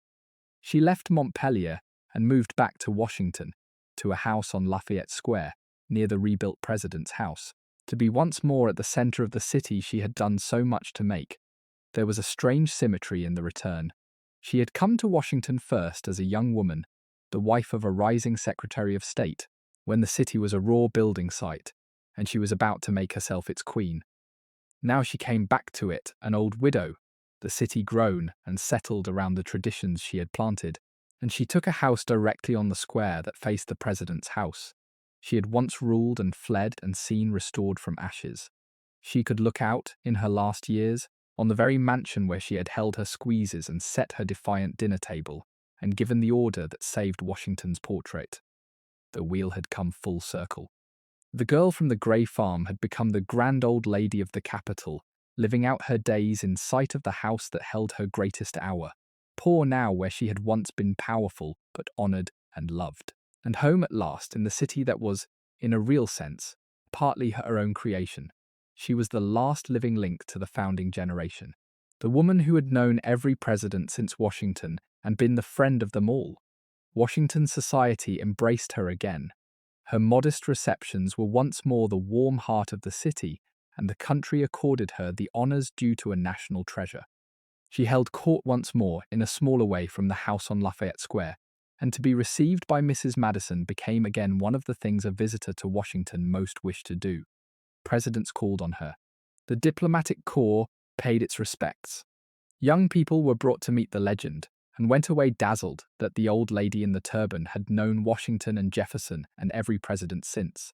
On New Year's Day and on the 4th of July she opened her doors, as she always had, and the city came. These open receptions had been, in her White House years, something close to National Institutions Days, when the president's house threw its doors open to the public, when ordinary citizens could file through and shake the hand of the president's wife, when the government showed itself for a day to be the people's own. It was a democratic gesture entirely in keeping with the young republic's idea of itself, and Dolley had made it warm and welcoming rather than stiff and forbidding, so that the crowds came away feeling they had been received by a friend rather than inspected by a court. In her old age, on Lafayette Square, she kept the tradition alive in miniature, still opening her doors on the public days, still receiving whoever came, the old Queen of the Republic playing hostess to a nation that filed past to pay its respects. There was a continuity in it that people felt, the same warm open door, from the mansion of 1810 to the little house on the square in the 1840s, one woman keeping faith with the same generous idea of what a public life should be across the span of a changing country. There was something ceremonial about it, a living monument receiving the homage of the Republic she had helped to raise, and she carried it off to the end with the same warmth she had always had, so that people came away from the shabby, genteel little house feeling they had been in the presence, not of a faded relic, but of the last radiant survivor of a heroic age, that she was, behind the receptions, increasingly poor, increasingly dependent on the kindness of others. She hid with the same skill she had once used to hide a plague of political quarrels beneath the surface of a squeeze. The performance never faltered. The Queen was still the Queen, even when the treasury was empty. Behind the honours, the money was gone, drained away by her son, and the grand old lady was, more and more, in real financial distress. It is worth understanding what that meant for a woman of her station, because it was not the plain hunger of the poor, but something more insidious and, in its way, more humiliating. She had a position to keep up. The world expected Mrs. Madison to receive, to entertain, to be the gracious centre she had always been, and the world did not inquire how the wine and the candles were paid for. So she kept up appearances on money she did not have, borrowing, selling off what she could, accepting help from friends and relations, all the while presiding over her receptions as though nothing were wrong. Behind the front door, there were times when there was very little in the house. She could not work. No respectable avenue of earning was open to a woman of her age and rank. She could only sell what remained of her past, the land, the papers, the people, and wait, and hope that the government would buy her husband's manuscripts before the creditors closed in. It was a genteel, invisible, grinding sort of want, hidden behind a brave face, and she endured it for years, with the same self-command she had brought to everything, so that most of the city that adored her never quite knew how badly things stood. The measure of it is heartbreaking when you set it against where she had begun. To pay her debts, the woman who had married into one of the first Virginia estates was forced at the end to sell nearly everything. She sold Montpelier itself, the beloved house, and to understand what that cost her, you have to understand what Montpelier was to her. It was not merely a valuable property, it was the anchor of her adult life, the place she had come as a bride, the estate she had run for decades, the home where she had nursed her husband and buried her mother-in-law, and spent the happiest and the quietest years she ever knew, the ground where James himself lay buried. To sell it was to sell her past, her marriage, her identity as the mistress of one of Virginia's finest houses. And she sold it not for any failing of her own, not through any disaster of nature or war, but simply and grindingly to pay the debts of a son who could not stop gambling and drinking away everything she had. The estate passed out of the family. Strangers took possession of the rooms where the last founder had held court, and Dolley, in her old age, was left with the memory of it and a rented house in the city. There are few sadder falls in the story of that generation than the sight of Dolley Madison, once the Queen of America, signing away Montpelier to keep her worthless son out of prison. She sold her late husband's papers, his own records, the priceless notes of the Constitutional Convention among them, which the government eventually purchased, giving her some relief. Those papers were a treasure beyond price, and not only in money. He had done something at the Constitutional Convention that no one else thought to do. He had sat through every session, day after stifling summer day, taking down in his own careful hand a full record of the debates, the arguments, the compromises by which the framework of the American government was hammered out behind closed doors. His notes are, quite simply, the single most important record we have of how the Constitution was actually made. Without them, that founding moment would be half lost to us. And it fell to his widow, in her poverty, to sell them, to turn the intellectual legacy of the father of the Constitution into cash to pay her son's debts. The government bought them, in the end, and they are a national treasure now, studied by every serious student of the founding. But there is something poignant in the thought that they came to the nation not as a gift or a bequest, but as a sale forced on an impoverished old woman, the last asset of a famous man's life, cashed in to keep his stepson out of debtor's prison. And in the detail that shows most starkly the moral catastrophe underneath the gracious world she had lived in, she sold the enslaved people of Montpelier. The human beings whose unfree labor had built the comfort of her life were, at the end of that life, sold off to satisfy the debts her son had run up. Families broken and lives traded to pay a gambler's markers. It is the darkest fact in her story, and it should not be softened. The graciousness and the charm and the beloved turbans, the radiant surface of Dolley Madison's world, rested from beginning to end on the bondage of other people, and when the surface finally cracked, it was those enslaved people who paid the heaviest price of all. There is one figure who lets us see both sides of that truth at once, and it is right that he should return to the story here at its end.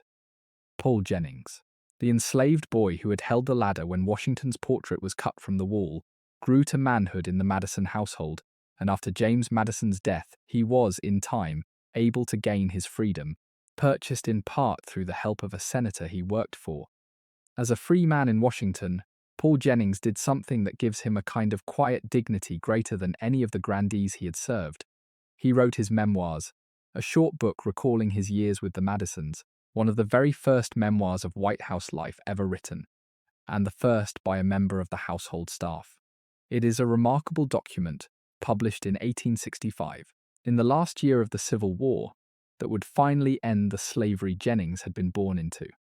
In it, he recalled the Madisons plainly, and without either bitterness or flattery, James Madison as a fair master by the standards of that cruel institution, Dolley in her glory and in her decline, the daily life of the president's house, and of course the frantic hours of the burning, seen from the inside by one of the people actually doing the saving. It is one of the only accounts we have of that world from the point of view of the enslaved people who made it run, and it quietly corrects the grand official version at several points, including the portrait rescue, where Jennings gives the credit for getting the great painting down not to the First Lady, but to the steward and the gardener who did the physical work. That a man born into bondage in the Madison household should end his days a free man in the capital, literate, employed, respected, the author of a book that historians still turn to, is a thread of hope and dignity running through the darkest part of this story, and it belongs to Paul Jennings, and it is right that we know his name alongside hers.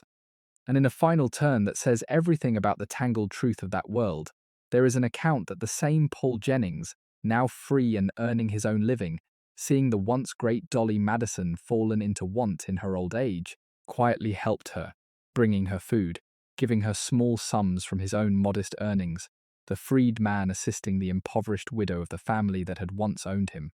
If that account is true, and it appears to be, then it is one of the most extraordinary small scenes in all of American history, and it turns the glittering legend of Dolley Madison inside out and shows you, underneath, the real human beings the legend was built upon. In her final years, for all the financial trouble, Dolley Madison was showered with the affection of a country that had never stopped loving her. She was a living monument, the last of the founding era, and Washington treated her as such. In 1844, the Congress voted her a rare honor, a seat on the floor of the House of Representatives, so that the grand old lady could attend its sessions whenever she wished. An unheard-of tribute to a private citizen, and to a woman. Think of what that gesture meant. This was the same body, the House of Representatives, whose creation her husband had done so much to shape, meeting in the Capitol that had itself been burned in the war she had lived through and helped the country survive.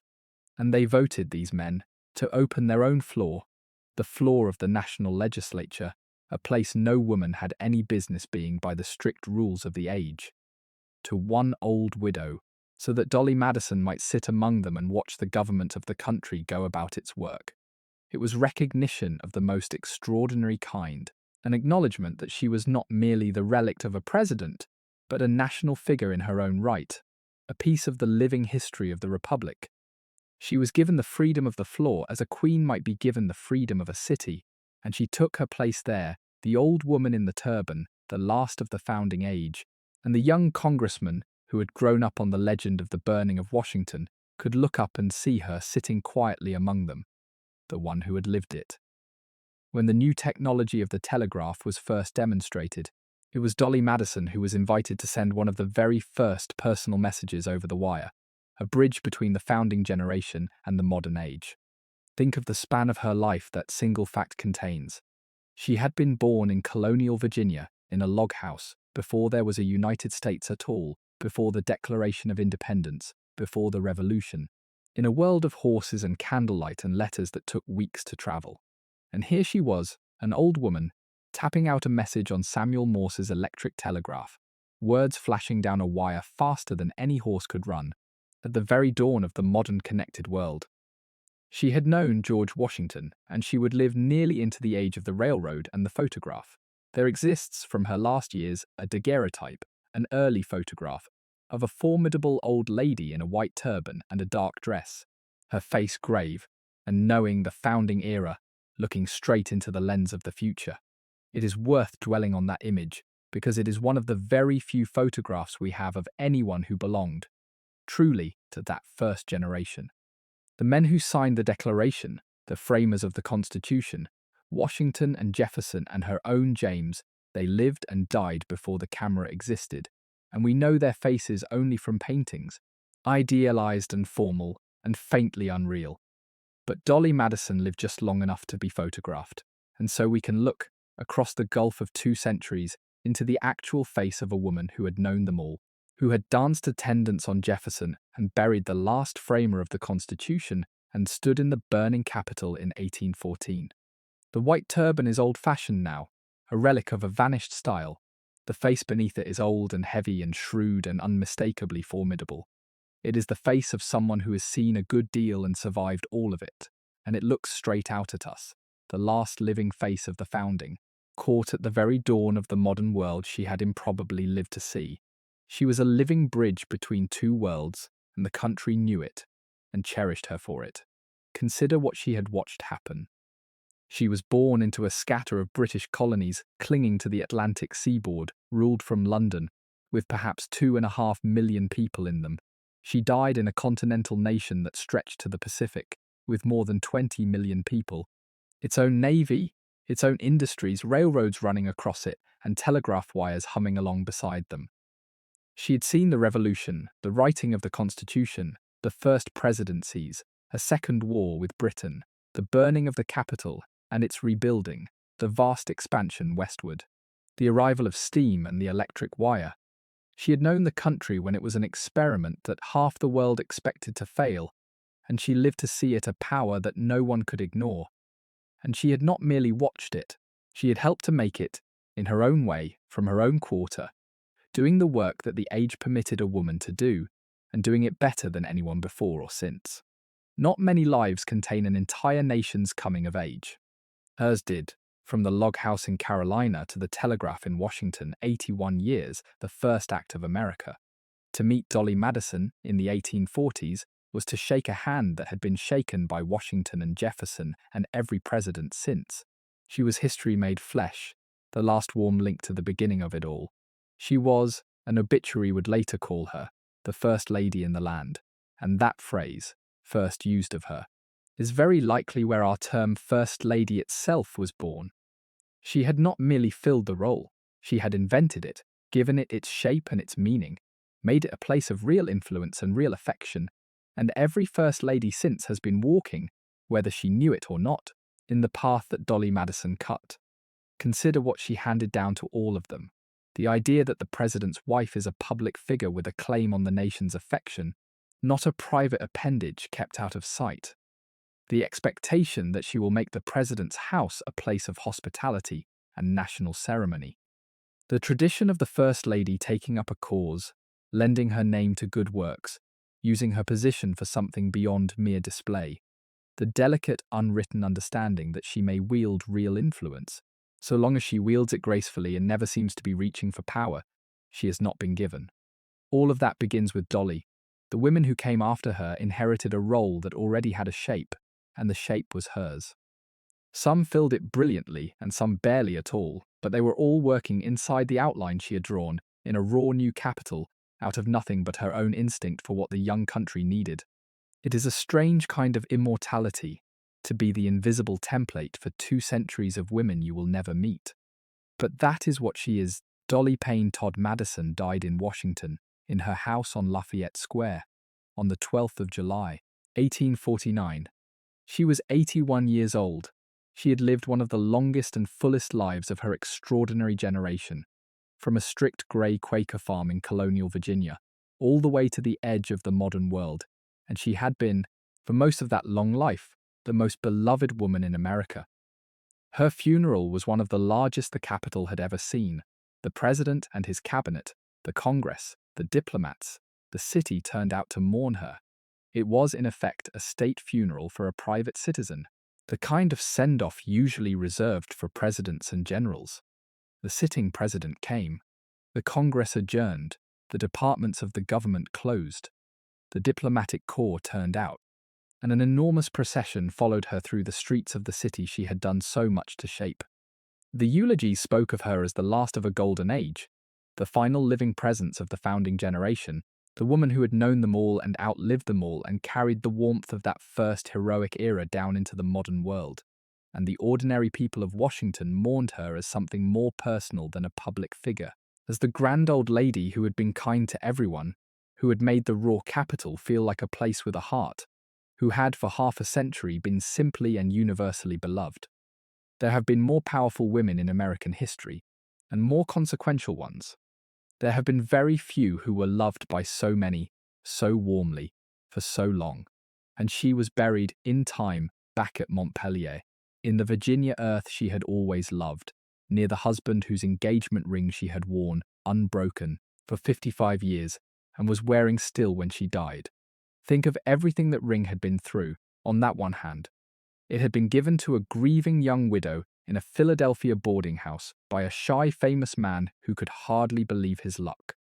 It had been on her hand through the wedding that expelled her from her faith, through the decades at Montpelier, through the invention of the drawing rooms, through the burning of Washington and the flight in the storm and the ruin and the rebuilding. It had been there through a marriage of 42 years, never once broken, through the long nursing of James's final decline, through the grief of his death and the slow disaster of her son, and the selling of everything and the poverty of her old age. Half a century and more of it, from the boarding house to the grave, one ring on one hand, the single unbroken thread running through a life that had otherwise been torn apart and remade so many times. She never took it off. Whatever else she lost, and she lost almost everything. More than once, she kept that, the token of the one constancy of her life, and she carried it with her into the Virginia earth at Montpelier, still on her hand, at the very end. She had outlived everyone she loved. The sister Anna, whom she had taken in as a child of 11 and brought up as a daughter, and who had remained one of the closest companions of her life, had died years before her, one of the many losses that studded Dolley's long old age. Her mother was long gone. Her own generation was gone. The men of the founding whom she had known and charmed and buried were gone. Everyone. She was, at the end, a survivor in the deepest sense, the last of her world. A woman who had watched everyone she had ever cared for go into the ground ahead of her. It is one of the hidden costs of a very old age, and she paid it in full. To be beloved by a nation, and yet, in the most private places of her heart, increasingly alone, the last leaf on a tree whose every other leaf had fallen. That she remained, through all of it, warm and gracious, and apparently content is the final proof of the strength that had carried her from the very beginning. From the plague in Philadelphia to the burning of Washington to the quiet closing of it all in a house on Lafayette Square. Let me gather up what she was, now as the evening closes, because there is more to her than the one bright story everyone remembers. She was, first, a woman who was knocked down by grief as hard as anyone in her century, and who got back up. Remember where she began the worst of it, 25 years old. Her husband and her baby and her husband's parents, all dead of the fever in a single autumn, herself barely alive, $19 to her name, a toddler to raise, and a legal system that gave a widow nothing of her own. From that pit she built, by nothing but the force of her own character, a life of such brilliance that a nation adored her. That is not a story about turbans and parties. That is a story about resilience of a superhuman kind, about a woman who lost nearly everything and refused to let the losing be the end of her. And here is what makes it more than a tale of good luck. The world did not hand her that second life. She built it with the only tools an 18th century woman was permitted to use. She could not go into business or the law, or politics, or any of the paths a man in her ruined position might have taken to rebuild a fortune. What she had was herself, her warmth, her beauty, her wit, her genius for people, and she used those deliberately and brilliantly to remake her existence from the wreckage. There is a temptation to see her second marriage as mere good fortune, a lucky match that lifted a pretty widow out of poverty. It was not luck. It was the exercise of a real and rare talent, in the only arena open to her, and if the arena was a drawing room rather than a courtroom or a counting house, that is a fact about her century and not about her ability. Given more, she might have done more. Given only a drawing room, she conquered a nation from it.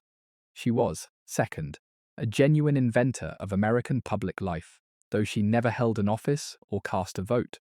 In a young country poisoned by partisan hatred, where men of opposing parties would not eat at the same table, she built the neutral ground where they could meet created, single-handedly and out of nothing but warmth and instinct, the idea that political enemies could be social friends. that the business of a divided republic could be done in the ease of a drawing room as well as the heat of a chamber. And she took the shapeless, unwritten position of the president's wife and made it into something the country has needed ever since, gave it its name and its meaning and its power, so that she stands at the head of a long line of women who have shaped the nation from a place the Constitution never mentioned. She did all of it under cover of mere charm, which is exactly why it worked, and exactly why it was so easy to underestimate. Think of everything that traces back to her. The idea that the president's house should be the social heart of the nation, open and welcoming, rather than remote and royal. The inaugural ball. The notion that a first lady is a public figure in her own right, with her own influence and her own causes, not merely an appendage to her husband. The insistence that political opponents can share a room, a meal, a civil word, that democracy needs its neutral ground as much as its battlegrounds. The soft, essential architecture of how power actually gets exercised in Washington, in the drawing rooms and at the dinner tables where enemies become, for an evening, human beings to one another. She built all of that out of nothing, in a raw new capital that had no traditions of its own, and she built it so naturally and so charmingly that it looked like mere hospitality, mere womanly sociability, nothing that a serious historian need trouble with. It took decades for the country to understand that one of the load-bearing walls of its public life had been raised by a woman in a feathered turban, handing round ice cream and remembering everybody's name. There is a paradox worth naming in her, which is that the strict grey faith she fled never entirely let go of her, and was, in a way, the secret of her strength. For all the turbans and the rouge and the ice cream, for all that she threw off the Quaker plainness with evident relief, something of the Quaker steadiness stayed in her to the end. The discipline, the self-command, the moral seriousness under the sparkle, the plain courage that did not flinch. The girl had rebelled against the greyness, but the greyness had also formed her, had given her the inner ballast that let her carry the dazzle without being carried away by it. The most flamboyant hostess in America was, underneath, a Quaker farmer's daughter who kept her head, paid her calls, did her duty, and faced disaster without losing her nerve. The colour was real, and so was the steadiness beneath it, and the two together, the warmth on the surface and the iron underneath, are the sum of what made her both so beloved and so unbreakable. And she was, we must never forget, a woman of her time and her place as well as above it, whose gracious world was built on the bondage of others, and who at the end sold those others to pay her son's debts. It would do her no honour, and it would do a deep dishonour to the enslaved people of Montpellier, to remember only the bright legend and leave out the dark foundation it stood on. Dolley Madison was not a saint.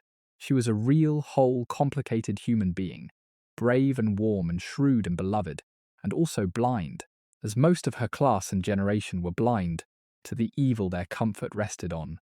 Both of those things are true at once, and a grown-up evening holds them both. It is worth being precise about the shape of the wrong, because vagueness lets everyone off too easily.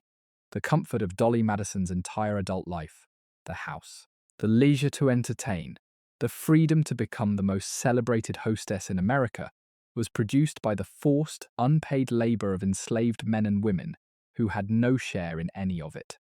When she needed money at the end, they were among the assets she sold, which means that human beings who had spent their lives making her life possible were, in her hour of need, converted into cash to cover a gambler's debts, their families broken, and their futures traded away by a stroke of her pen. Paul Jennings, who saved Washington's portrait and later helped feed her in her poverty, was for most of his life her property, a person she could and did buy and sell. None of the warmth and charm and courage that make her lovable cancels any of that, and it would be a kind of lie to let the bright story do the cancelling. The honest course is to hold the whole of her, the woman who was genuinely brave and genuinely kind and genuinely beloved, and who also lived inside, and off the proceeds of one of the worst crimes of human history, and made her peace with it, as her class did, and never let it trouble her glittering surface. That is not a reason to despise her. It is a reason to see her clearly as a real person of a real and terrible time, and to refuse the comfort of the simple legend. There is one more quality worth naming before we let her go, because it is the one the famous story turns on and the one least expected in a woman of her time and type. Dolley Madison was physically brave. We are used to thinking of the famous hostess, the charmer, the woman of turbans and ice cream, and there is a temptation to imagine her as merely decorative, a creature of the drawing room with no steel in her. The day of the burning gives that notion the lie completely. When the men of the government were fleeing, when messengers were begging her to run, when a hostile army was hours and then minutes away, she stood her ground in an exposed and doomed house and would not leave until her work was done. She climbed to a rooftop under threat of capture to watch for the enemy. She kept her nerve while a city panicked around her. That is, not the courage of someone playing a part. It is the real article, the rare cold steadiness under mortal danger that most people, of either sex, never have to discover in themselves and would not find if they looked. She had it. Under all the warmth and the sparkle there was iron, and on the one day it was truly tested, the iron held. It is a curious fact about her fame that she is remembered, by most people, for the wrong reason, or rather, for the smaller one. The burning of Washington and the rescue of the portrait is the story everyone knows, the single dramatic hour that fixed her in the national memory. And it is a fine story, and the courage in it was real. But it was one afternoon in a life of 81 years, and it is not, in the end, the most important thing she did. That took decades and had no drama in it at all. She invented, patiently and charmingly, the social machinery that let a bitterly divided young democracy govern itself without flying apart, and she created the role of First Lady that has shaped the presidency ever since. The portrait was a moment of courage. The rest was a lifetime of quiet genius, and it mattered more. If she is remembered chiefly for the one bright afternoon, that is only because a single vivid image is easier to carry than a decade of drawing rooms. But the drawing rooms were the real achievement, and the country lives inside them still. That is the woman I wanted you to spend this evening with. The Quaker girl forbidden a mirror who became the most dazzling figure in America. The widow with $19 who became the wife of a president and the queen of a capital. The hostess whose warmth quietly held a violent young republic together. And, above all, the woman who stood her ground in a doomed house with an enemy army closing in and would not run until the father of her country had been carried to safety out of the flames. The portrait she saved that day still hangs in the White House, in the East Room, the only object in the building that was there when it first opened its doors. Carried out of the fire by a First Lady who would not flee and by the enslaved and free hands that laboured beside her, and hanging there still more than 2 centuries on, so that everyone who passes it walks, whether they know it or not, straight through the middle of Dolley Madison's most famous hour. In the year 2009, the descendants of Paul Jennings were invited back to the White House to stand before that very portrait, the painting their enslaved ancestor had helped to carry out of the flames when he was a boy of 15 free people, now honoured guests, gazing up at the image of Washington that still hangs where it hung before the fire. There is the whole of it in one place, the courage and the charm and the beloved legend, and underneath, the bondage that the legend was built upon, and, threaded through both, the slow, hard, unfinished movement of a country toward the promise it made at its founding and did not keep. Dolley Madison saved the picture. It took the country far longer to save the people who saved it with her. If these quiet evenings are something you would like to find again, you are always welcome to subscribe. And if you have enjoyed this evening together, a comment telling me where in the world you are listening from means more than you know. I look through all of them. Sleep well. Stay warm. Be kind to the people in your house. And I will see you in the next one. Good night.